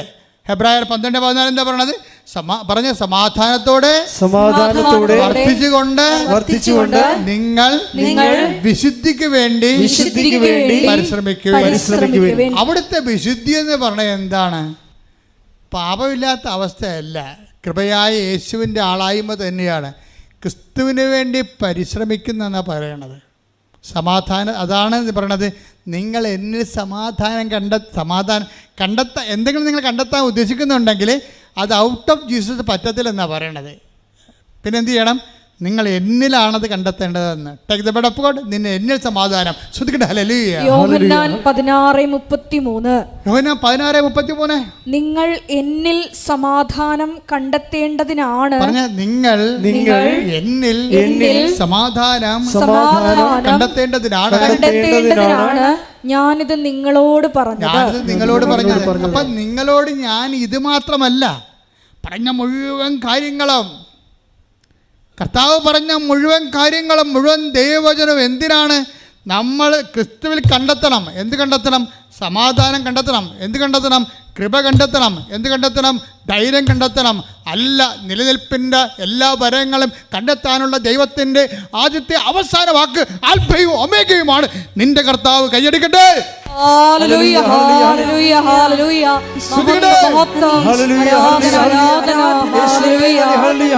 നന്ദി ഈശ്വരാധന. ഹല്ലേലൂയ. ഒരുമിച്ച് പാടട്ടെ. ശ്രുതിക്കട്ടെ. ഹല്ലേലൂയ ഹല്ലേലൂയ ഹല്ലേലൂയ ഹല്ലേലൂയ യേശുവേ ഹല്ലേലൂയ ഹല്ലേലൂയ. ദേവതാവേ നന്ദി, ദേവതാവേ പ്രാണപ്രിയ പ്രാണപ്രിയ ചങ്ങിലെ ചോര തന്നെ വീണ്ടെടുത്തവനെ വീണ്ടെടുത്തു പ്രാണപ്രിയൻ തന്റെ ചങ്ങിലെ ചോരയാൽ എന്നെയും വീണ്ടെടുത്തു. നന്ദി യേശുവേ നന്ദി യേശുവേ നീ ചെയ്ത നന്മകൾ ഒരായിരം നന്ദി. നന്ദി യേശുവേ നിനക്ക് നന്ദി യേശുവേ നീ ചെയ്ത നന്മകൾ ഒരായിരം നന്ദി. മക്കളെ, നമ്മുടെ പരസ്പരമുള്ള ക്രിസ്തുവിനെ മുന്നിൽ കണ്ടുകൊണ്ടും മുൻനിർത്തിക്കൊണ്ടും കേന്ദ്രീകരിച്ചുകൊണ്ടും നിങ്ങളുടെ ജീവിത വ്യാപാരങ്ങളെ നിങ്ങളെ പുനഃക്രമീകരിക്കുന്നത് സുവിശേഷവിഹിതമായ രക്ഷയുടെ വീണ്ടെടുപ്പിൻ്റെ ലേക്ക് നിങ്ങൾ പ്രവേശിക്കുന്നതിന് തുല്യമാണ്. എന്ന് വെച്ച് കഴിഞ്ഞാൽ ജീവിത രീതിയുടെ ഓരോ കാര്യങ്ങളിലും ആത്യന്തിക ലക്ഷ്യം എന്തായിരിക്കണം? ക്രിസ്തുവായിരിക്കണം എല്ലാ വിഷയങ്ങളുടെ മേലും. അപ്പം നമ്മൾ ആകുന്നിടത്തോളം എല്ലാവരും സമാധാനം വർദ്ധിക്കണേ. എന്താണ്? വർദ്ധിച്ചുകൊണ്ട് വിശുദ്ധിക്ക് വേണ്ടി പരിശ്രമിക്കുവിൻ. അപ്പോൾ വിശുദ്ധിയുടെ സാകല്യമായിട്ടാണ് ക്രിസ്തു വരണത് ശരിക്കും പറഞ്ഞാൽ. അപ്പോൾ അങ്ങനെയുള്ള എല്ലാ വ്യാപാരങ്ങളും നിങ്ങൾ ആത്മശോധന ചെയ്യണം. കാരണം അതിനെതിരായിട്ടുള്ള ക്രോധം അതുപോലെ തന്നെ മോഹം, അതിനെതിരായുള്ള വൈരാഗ്യം, വിദ്വേഷം, ചതി, അഹങ്കാരം, മുൻകോപം, കലഹം, ഭിന്നത, ഇങ്ങനെ ലൗകിക ആയിട്ടുള്ള എല്ലാവിധ ക്രിസ്തുവിനെതിരെ നിൽക്കുന്ന ചൈതന്യങ്ങളെ പതുക്കെ നമ്മൾ സബ്സൈഡ് ചെയ്യാൻ വേണ്ടിയാണ് ഉപവാസം വെച്ചിരിക്കുന്നത്. ഉടമ്പടി ഉപവാസം ഇല്ലേ? അപ്പോൾ ഉടമ്പടി ഉപവാസം ആരും തെറ്റിക്കൊന്നും ചെയ്യരുത് കേട്ടോ. അത് ഏത് ജാതിയായാലും ഉപവാസം തന്നെയാണ്. അപ്പം അത് എന്തിനാണ്? സബ്സൈഡ് ചെയ്യാൻ വേണ്ടിയാണ്. ക്രിസ്തുവിലേക്കുള്ള എൻ്റെ യാത്രയിൽ, അത് കൃപയിലേക്കുള്ള യാത്ര. ക്രിസ്തുവിൻ്റെയൊക്കെയുള്ള യാത്ര എന്ന് പറയുമ്പോൾ നിങ്ങൾക്ക് തെറ്റിദ്ധാരണ ഉണ്ടാകും. അതല്ല, ഒരു മനുഷ്യൻ ഇഹത്തിലും പരത്തിലും ഒരു വിഷയത്തെ കൈകാര്യം ചെയ്യുന്നത് കൃപയെന്ന ആത്മീയ ബലം കൊണ്ടാണ്. ആ ബലത്തെ സമൃദ്ധിയാകാൻ വേണ്ടിയുള്ള ഒരു ക്രമീകരണങ്ങളാണ്, ആത്മീയ ക്രമീകരണങ്ങളാണ് ഉടമ്പടി നിങ്ങൾ നിർവഹിച്ചു കൊണ്ടേയിരിക്കുന്നത്. അതുകൊണ്ട് തന്നെ അതിനെ ബൂസ്റ്റ് ചെയ്യാനും അതിനെ എൻഹാൻസ് ചെയ്യാൻ പറ്റുന്ന രീതിയിലുള്ള പ്രേക്ഷിത പ്രവർത്തനങ്ങൾ, അതുപോലെ തന്നെ അതിനുള്ള ഉപവി പ്രവർത്തനങ്ങൾ, അങ്ങനെ എല്ലാം ആകുമ്പോൾ നിങ്ങൾക്കറിയാമല്ലോ, ഞാൻ നേരത്തെ പറഞ്ഞു, നിങ്ങൾ ഈ 6 കാര്യമെന്നും പറഞ്ഞ് നിങ്ങൾ കണ്ണാക്കിടേണ്ട കാര്യമില്ല. ദൈവത്തിന് 600 കാര്യം ചെയ്യാൻ പറ്റും. നിങ്ങൾ നടക്കാത്ത വഴികളിലൂടെ നിങ്ങൾ നടത്തും. ഇപ്പോൾ കഴിഞ്ഞ ദിവസങ്ങളിലെ സാബു എന്ന് പറഞ്ഞൊരു മനുഷ്യൻ ഒരു സാക്ഷ്യം പറഞ്ഞു. അപ്പോൾ അവന് ഭയങ്കര കടവാണ്. ഉടമ്പടി എടുക്കണ മുമ്പ് അവന് ചെറിയൊരു പന്നി വളർത്തലൊക്കെ ഉണ്ടായിരുന്നു. അപ്പം പന്നി വളർത്തുന്ന ആൾക്കാർ എന്തിനാണ് വളർത്തുന്നത്? ആൾക്കാർ പന്നി ഒരു 3 മാസം കൂടുമ്പോൾ പ്രസവിക്കും, കുറേ കുഞ്ഞുങ്ങളെ കിട്ടും, വിൽക്കാൻ പറ്റും,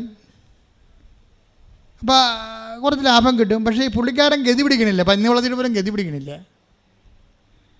അപ്പോഴൊന്ന് ഉടമ്പടി എടുത്തപ്പോൾ പുള്ളിക്ക് തോന്നി, ഏതായാലും എനിക്കറിയാവുന്നൊരു പണി ഇതാണ്. ആ പണി പുള്ളി ചെയ്തപ്പോഴും ദൈവം എന്ത് ചെയ്യുന്നു വെച്ചാൽ അതിനെ ദൈവം ആശീർവദിച്ചപ്പോൾ സാബ് പറയണത്, ഞാൻ പന്നി വളർത്തി നല്ല പരിചയമുള്ള ആളാണ്, പക്ഷെ അത് നഷ്ടപ്പെട്ടു പോണ സമയത്താണ് ഞാൻ ഉടമ്പടി എടുത്തു കഴിഞ്ഞപ്പോൾ സാധാരണ 3 മാസം 21 ദിവസമാണ് പന്നി പ്രസവിക്കണത്. എൻ്റെ പന്നി ഇപ്പം 3 മാസം തികയുന്ന മുമ്പ് തന്നെ പ്രസവിക്കാൻ തുടങ്ങിയെന്ന്. എനിക്ക് അർത്ഥം മനസ്സിലായില്ല എൻ്റെ. എന്ന് വെച്ച് കഴിഞ്ഞാൽ വരുമാനം കൂട്ടാൻ വേണ്ടി ദൈവം പ്രത്യേകമായ അതിൻ്റെ ജനുസ് തന്നെ മാറ്റിക്കളയുകയാണ്. ആ പന്നിയുടെ ജനുസില്ല, അത് മാറ്റിയിട്ട് പറയുകയാണ് 20 കുഞ്ഞിന് പകരം 40 കുഞ്ഞിനാണ് ഈ സാധനം പ്രസവിക്കണമെന്ന്. സമയം കുറച്ച് കുഞ്ഞുങ്ങളുടെ എണ്ണം കൂട്ടിക്കൊടുത്തു. ദൈവത്തിന് എങ്ങനെ നിങ്ങളെ രക്ഷിക്കാൻ പറ്റുമോ? ദൈവത്തിന് നിങ്ങളുടെ ഇൻറ്റൻഷൻ വെച്ചുകൊണ്ട് എണ്ണി പിടിക്കരുത്.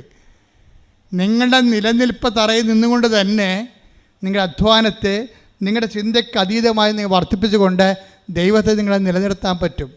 ആ സാബു ഒരു ദിവസം ഇവിടെ ഭയങ്കര സങ്കടം. എന്താ കാര്യം? വലിയ ശനിയാഴ്ച പുള്ളി വന്നത്, ഉടമ്പടി പുതുക്കാൻ വേണ്ടി വന്നതേ. ആളെ കരകയറി വന്നപ്പോൾ ഉടമ്പടി പുതുക്കുന്നതിനെക്കുറിച്ച് ഓർത്ത്. പുള്ളി വന്നപ്പോൾ വലിയ ശനിയാഴ്ചയായിപ്പോയി. വലിയ ശനിയാഴ്ചയായപ്പോൾ ഇപ്പോൾ ഇവിടെ ഇല്ലല്ല. അത് പുള്ളി ധ്യാനം കൂടിയിട്ടില്ലെന്നോ, ധ്യാനം കൂടി ആ പ്രാവശ്യത്തെ ധ്യാനം കൂടില്ലെന്ന് തോന്നുന്നത്. വലിയ ശനിയാഴ്ച ഇവിടെ വന്നപ്പോൾ കൃപാസനം പൂട്ടിയിട്ടിരിക്കും. പൂട്ടിക്കല്ല, ആൾക്കാർ കയറി മൗനമായി പ്രാർത്ഥിക്കുന്നു. ഉടമ്പടി ഒന്നും ശുശ്രൂഷ ഒന്നും ഇല്ല. അപ്പോൾ ഭയങ്കര സങ്കടമായി. അമ്മയെ കാണാൻ വന്നിട്ട് കാണാതെ പോകേണ്ട അവസ്ഥ വന്നില്ല എന്ന് പറഞ്ഞില്ല, സങ്കടപ്പെട്ടില്ല. പെട്ടെന്ന് ഒരു മുല്ലപ്പൂ മണം ഇങ്ങനെ കയറി ചുഴന്ന് നിന്ന്. നമ്മൾ പറയണതെല്ലാം ഇങ്ങനെ മുഴുവനും ഈ ഭിത്തിക്ക് മുഴുവൻ മാതാവിൻ്റെ ചെവി വെച്ചിരിക്കുക. നിൻ്റെ ദീർഘനിശ്വാസം വരെ ഇങ്ങനെ സക്ക് ചെയ്ത് പിടിക്കും. എന്നിട്ട് നേരെ നിനക്ക് മനസ്സിലാകുന്ന ഭാഷയിൽ നിന്നോട് സംസാരിക്കും. എനിക്ക് മനസ്സിലായിരിക്കണത് ഈ പ്രസൻസാണ് ഉടമ്പടിയുടെ ഏറ്റവും വലുത്.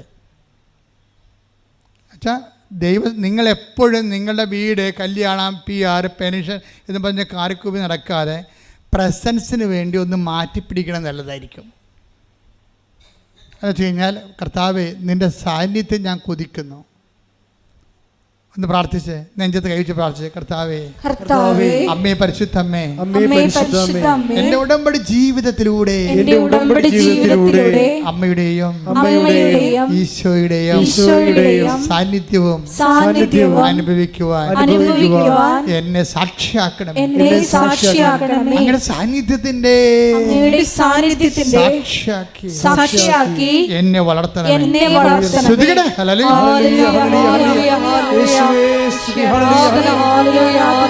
ഇന്നും ജീവിക്കുന്ന യേശുവിന്റെ സാന്നിധ്യത്തെ കണ്ടിടട്ടെ. ഇന്നും ജീവിക്കുന്ന യേശുവിന്റെ സാന്നിധ്യത്തെ ജനതകൾ കണ്ടിടട്ടെ. കർത്താവിന്റെ കരബലം പൂർണ്ണമായി ബലപ്പെടും. അത്ഭുതങ്ങൾ സംഭവിക്കട്ടെ.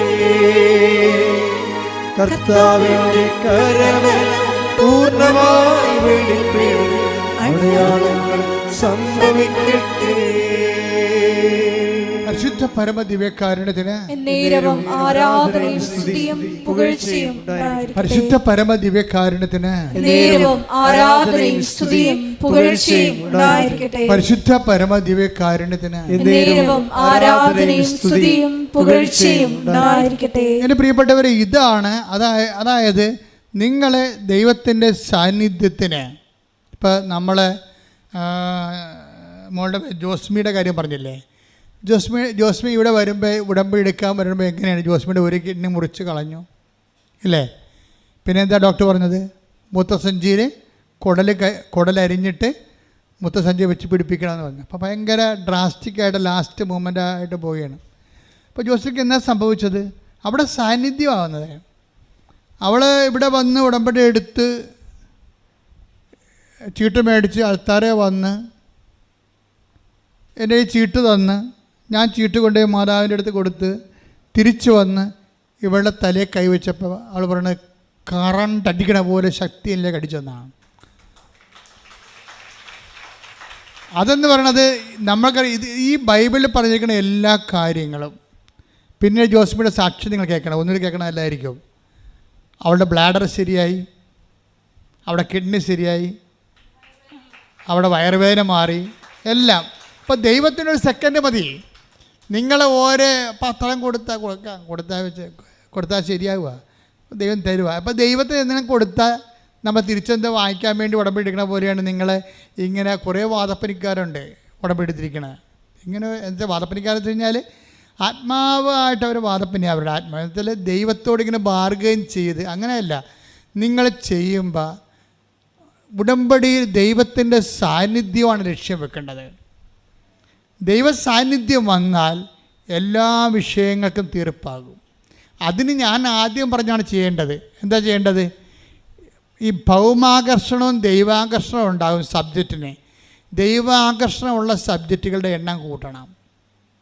എന്ന് വെച്ച് കഴിഞ്ഞാൽ ദൈവത്തിൻ്റെ പോർഷൻ ഉറപ്പ് വരുന്നത്. ഇപ്പം നിങ്ങൾക്കൊരു കുഞ്ഞിനെ തന്നാൽ നീ പറയണം, ഈ കുഞ്ഞിനെ കർത്താവിൻ്റെ പ്രീതികരമായ കുഞ്ഞായിട്ട് ഞാൻ വളർത്തും, ഈ കുഞ്ഞു വഴി ഞാൻ മുമ്പത്തേക്കാൾ നല്ല സ്വഭാവമുള്ള വ്യക്തിയായിട്ട് മാറും. എൻ്റെ അമ്മായിയമ്മയോട് ഞാൻ മിണ്ടണില്ല, നാത്തുമാരോട് മിണ്ടണില്ല, ഭർത്താവുമായിട്ടും മിണ്ടണില്ല. അപ്പോൾ വല്ല വഴക്കുണ്ടാകും. അപ്പോൾ ഇങ്ങനെയുള്ള എല്ലാ സ്വഭാവങ്ങളും ചിലരെ അനുഗ്രഹിച്ച് കഴിയുമ്പോൾ ചെളി കുറുകെ ഇരിക്കണ ചെളിയിൽ സൂര്യൻ അടിക്കണ പോലെ ഇരിക്കും. നിങ്ങൾ അനുഗ്രഹത്തിൻ്റെ റിസപ്റ്റിവിറ്റിയിൽ നിങ്ങളൊരു മെഴുകാകനാണ് നിങ്ങൾക്ക് നല്ലത്. കർത്താവിനറിയണം മെഴുക എങ്ങനെയാണ്. സൂര്യൻ ഉദിച്ച് കഴിഞ്ഞാൽ വെയിലടിച്ച് കഴിഞ്ഞാൽ അത് ഉരുകും. ചെളിയാണെങ്കിൽ കട്ടിപിടിക്കും. നിങ്ങൾക്കൊരു കുഞ്ഞിനെ തന്നാൽ പിന്നെ കുഞ്ഞിനെ ഭർത്താവിനെ കൊണ്ട് പോലും എടുപ്പിക്കത്തില്ല, അമ്മനെ കൊണ്ട് എടുപ്പിക്കത്തില്ല, അതിൻ്റെ പേരിൽ പള്ളിയിൽ പോകത്തില്ല, കുടുംബപ്രാർത്ഥനയ്ക്ക് വന്നെടുക്കത്തില്ല. കുടുംബപ്രാർത്ഥന ഇരിക്കണ സമയത്തായിരിക്കും നിങ്ങൾ കൊച്ചിന് പാല് കൊടുക്കണത്. പലർക്കും വല്ലതും പറയാൻ പറ്റുമോ? കൊച്ചിന് പാല് കൊടുക്കേണ്ടതല്ലേ? ഇവളെന്താ ചെയ്യണമെന്ന് വെച്ച് കഴിഞ്ഞാൽ കുടുംബപ്രാർത്ഥനയ്ക്ക് പണ്ടാരെ ഇരിക്കുകയാണ്, കൊച്ചിനെ പിടിച്ചുകൊണ്ടിരിക്കുകയാണ്. ഇങ്ങനെ ഒരു 1/2 വയസ്സുള്ള കൊച്ചിനെ പിടിച്ചുകൊണ്ടിരിക്കുകയാണ്. ഇത് വായിട്ട് നോക്കി ഇങ്ങനെ ചത്തരുടെ വീട്ടിൽ മരിച്ചെടുക്കണ പോലെ ഇങ്ങനെ രൂപത്തിൽ നോക്കിയിരിക്കും. എന്നിട്ട് ഇവിടെ ന്യൂട്രായിട്ട് കുഞ്ഞിനിട്ടൊരു കള്ള് വെച്ച് കൊടുക്കും. അപ്പോൾ കുഞ്ഞിക്ക് അതൊക്കെ അല്ലേ. അപ്പോൾ ഉടനെ ഇവിടെ 2 കൊട്ടും കൊട്ടിയിട്ട് കൊച്ചിനെ എടുത്തിട്ട് പാൽ കൊടുക്കാൻ പോയി. ഇവർക്ക് അവിടെ നിന്ന് സ്കൾക്ക് ചെയ്യണം. ഇവൾക്ക് കുടുംബപ്രാർത്ഥനയിൽ നിന്ന് ആ കുഞ്ഞിൻ്റെ പേരിൽ കുഞ്ഞിനെ കിള്ളി നിലവിളിപ്പിച്ചിട്ട്, അതായത് ഞാനൊരു 21 ലക്ഷം ആൾക്കാരെ കൗൺസിൽ ചെയ്യുമ്പോൾ ഇതിൻ്റെ അകത്ത് എങ്ങനെയായാലും ഒരു 10,000 പിശാചുക്കളുണ്ട്. എന്ന് വെച്ച് കഴിഞ്ഞാൽ ഇതുപോലുള്ള തരവഴിത്തരങ്ങൾ കയ്യിരിക്കണം. എന്ന് വെച്ച് കഴിഞ്ഞാൽ ആ കുടുംബപ്രാർത്ഥനയ്ക്ക് ഇരിക്കാൻ പറ്റുന്നില്ല. പിശാച് എങ്ങനെ ഇരിക്കാൻ പറ്റും? ഒരു 5 പ്രാവശ്യം കുർബാന മുടക്കിയിട്ടുണ്ടെങ്കിൽ തന്നെ ഗർഭിണികളാണ് അപകടാവസ്ഥ നിൽക്കുന്നത്. നിങ്ങൾ ഈ കൊച്ചിൻ്റെ പേരിൽ കർത്താവിന് വേണ്ടി പണി കൊടുത്തുകൊണ്ടിരിക്കുകയാണ്.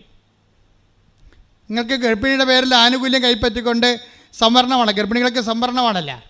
അവർക്കൊന്നും വീട്ടിൽ ജോലി ചെയ്യേണ്ട, അവർക്ക് പള്ളിയിൽ പോകേണ്ട, കുടുംബപ്രാർത്ഥന കൂടേണ്ട, മൊത്തം സംവരണമാണ്. 90% സംവരണം.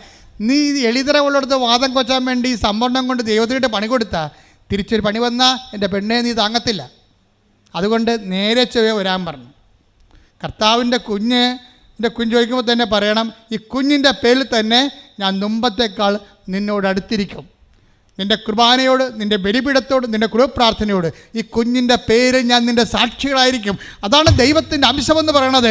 അങ്ങനെ വന്ന് നോക്കിയിട്ട് ശ്രുതികട്ടെ. ഹല്ലേലൂയ, ഹല്ലേലൂയ, ഹല്ലേലൂയ, ഹല്ലേലൂയ.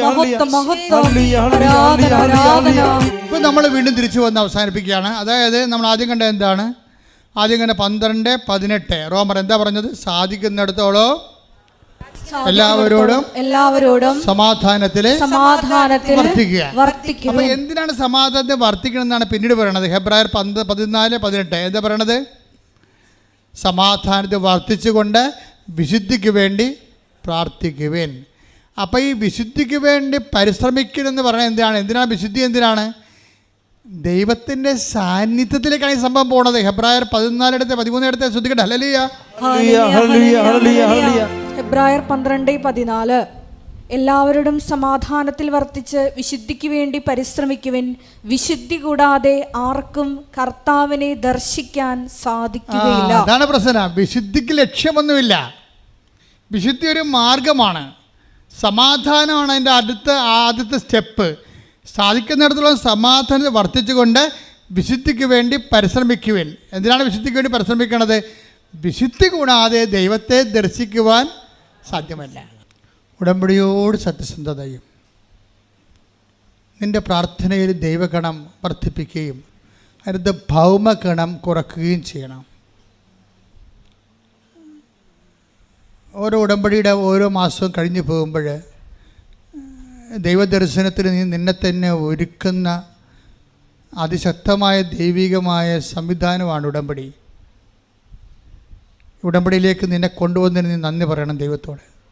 നീ വെച്ചിരിക്കുന്ന നിയോഗങ്ങൾ മാത്രമല്ല ദൈവത്തിന് നിയോഗങ്ങൾ, അതിനേക്കാൾ വലിയ കാര്യങ്ങൾ കർത്താവ് നിനക്ക് വേണ്ടി ക്രമീകരിച്ചിട്ടുണ്ട്. അതിലെത്തുന്നവരെ ഉടമ്പടി നമ്മൾ യാത്ര തുടരും.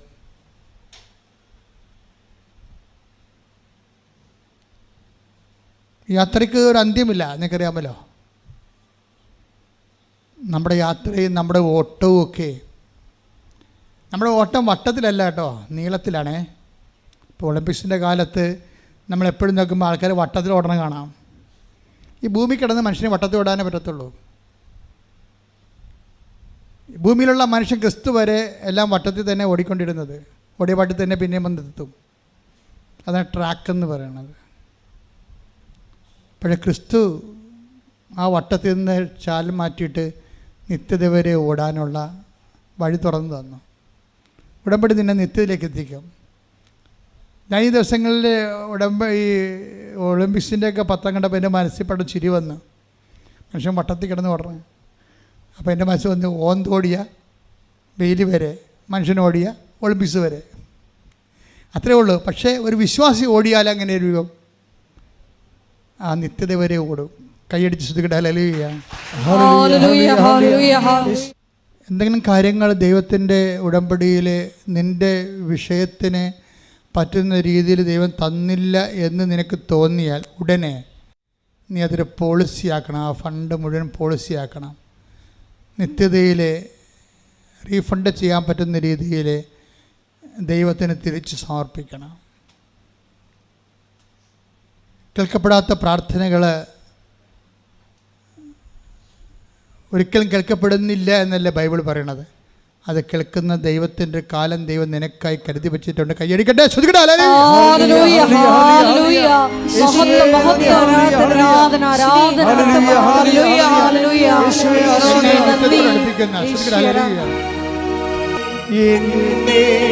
നിത്യതയോടടുപ്പിക്കുന്ന എല്ലാ അനുഭവങ്ങൾക്കും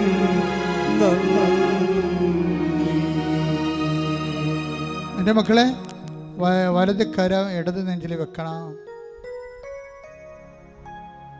ഇടത് കരം ശിരസിൽ വെക്കണം. ഉടമ്പടി ചെയ്ത എല്ലാ വിഷയങ്ങൾക്കും വേണ്ടി ഓൺലൈനിലുള്ളവർക്ക് വേണ്ടിയും കൂടി പ്രാർത്ഥിക്കുന്നു.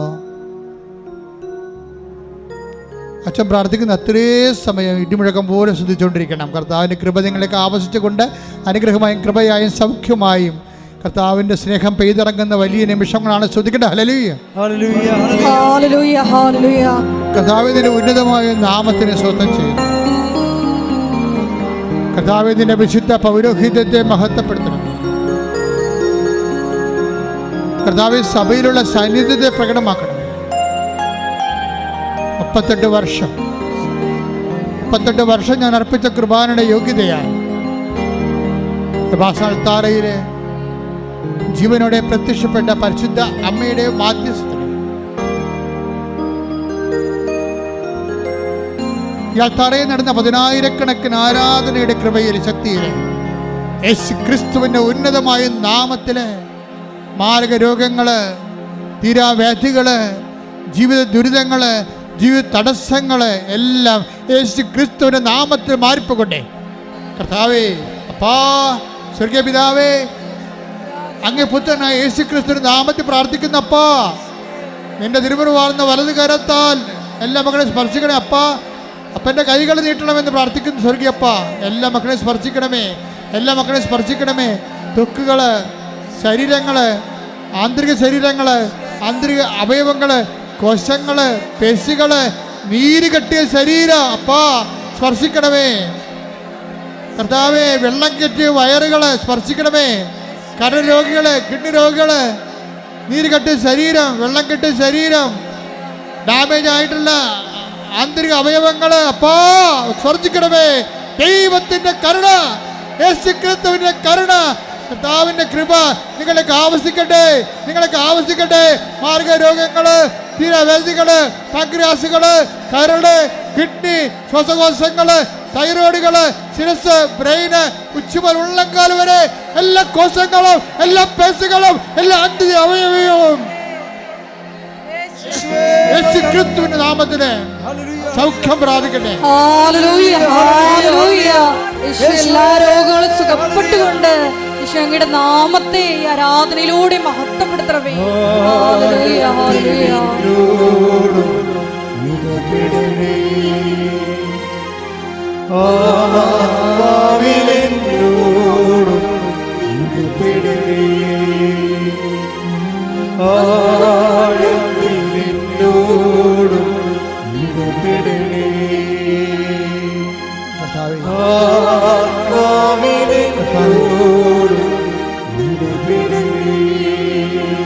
ഉദരരോഗങ്ങളെ സ്പർശിക്കണമേ കർത്താവ്, ഉദരരോഗങ്ങളെ സ്പർശിക്കണമേ കർത്താവ്. കർത്താവ് പൊക്കിളിനെ സ്പർശിക്കണമേ കർത്താവ്. കർത്താവ് ഗർഭാശയത്തെ സ്പർശിക്കണം കർത്താവ്. കർത്താവ് മൂത്രാശയത്തെ സ്പർശിക്കണം കർത്താവ്. മൂത്രനാളികളെയും ഗർഭനാളികളെയും സ്പർശിക്കണം കർത്താവ്. എൻ്റെ ബ്ലോക്കുകൾ യേശു ക്രിസ്തുവിന്റെ നാമത്തിൽ നീങ്ങിപ്പോകട്ടെ കർത്താവ്. ഹൃദയത്തിൻ്റെ കുഴലുകൾ, ഭിത്തികൾ, ശ്വാസകോശങ്ങൾ, തന്ത്രികൾ കർത്താവിൻ്റെ രക്തത്താൽ കുതിരട്ടെ. തൊണ്ട, കണ്ണ്, മൂക്ക്, അതിൻ്റെ ആന്തരികമായ കേടുപാടുകൾ കർത്താവിൻ്റെ വിശുദ്ധ രക്തത്താൽ കഴുകപ്പെടട്ടെ. കർത്താവിൻ്റെ വിശുദ്ധ രക്തത്താൽ കഴുകപ്പെടട്ടെ. സ്പർശിക്കണം കർത്താവേ. നീരോടെ പ്രാർത്ഥിക്കുന്ന മക്കളെ, വേദനയോടെ പ്രാർത്ഥിക്കുന്ന മക്കളെ, വിശ്വാസത്തിൽ പ്രാർത്ഥിക്കുന്ന മക്കളെ കർത്താവേ, കർത്താവേ അങ്ങടെ ആണിപ്പെടുത്താറുന്ന വലതുകരം അനുഗ്രഹത്തിന്റെ അത്ഭുതകരം ഓരോ മകന്റെ മേലും മകളുടെ മേലും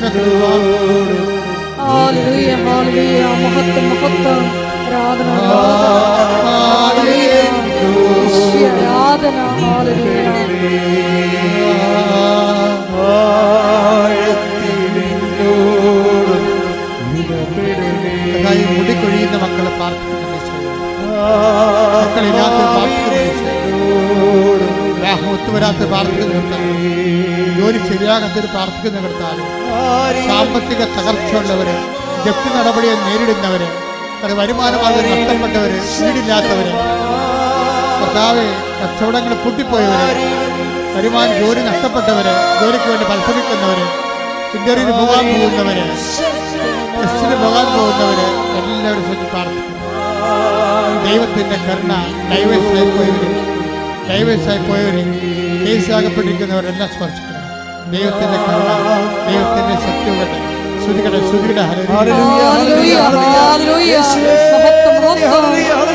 ജീവിത ദുരിതങ്ങളും തടസ്സങ്ങളും പോയിക്കൊണ്ട് അങ്ങയുടെ നാമത്തെ ആരാധനയിലൂടെ വീണ്ടും വീണ്ടും മഹത്വപ്പെടുത്തണമേ. മഹത്വം മഹത്വം ആരാധന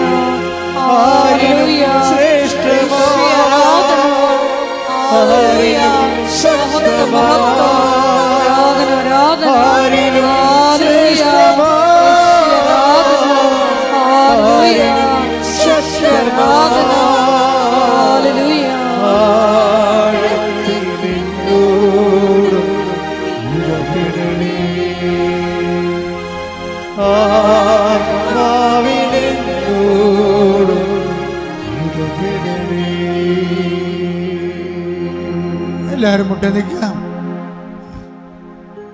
മൗനമായി പ്രാർത്ഥിക്കട്ടെ.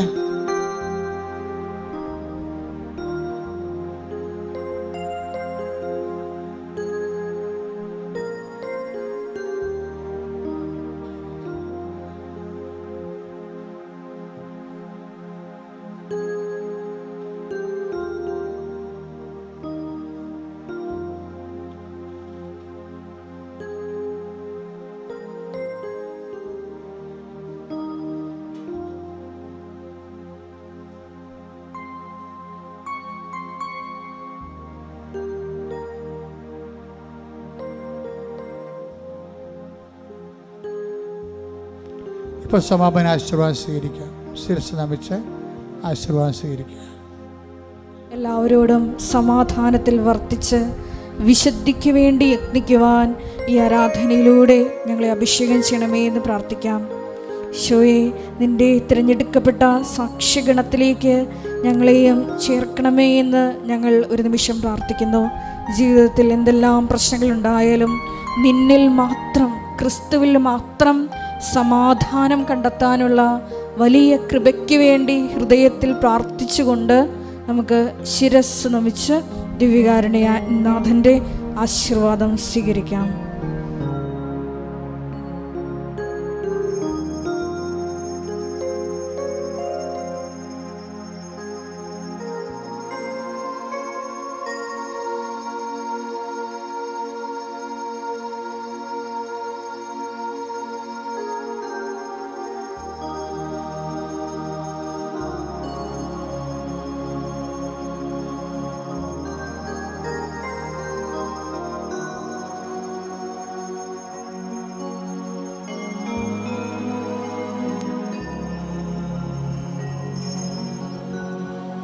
പരിശുദ്ധ പരമമാ ദിവ്യകാരുണ്യമേ,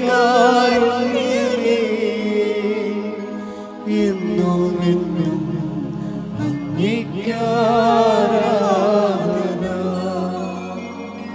പരിശുദ്ധ പരമമാ ദിവ്യകാരുണ്യമേ, എന്നുമെന്നും അങ്ങേക്കാരാധന. പരിശുദ്ധ പരമമാ ദിവ്യകാരുണ്യമേ, എന്നുമെന്നും അങ്ങേക്കാരാധന.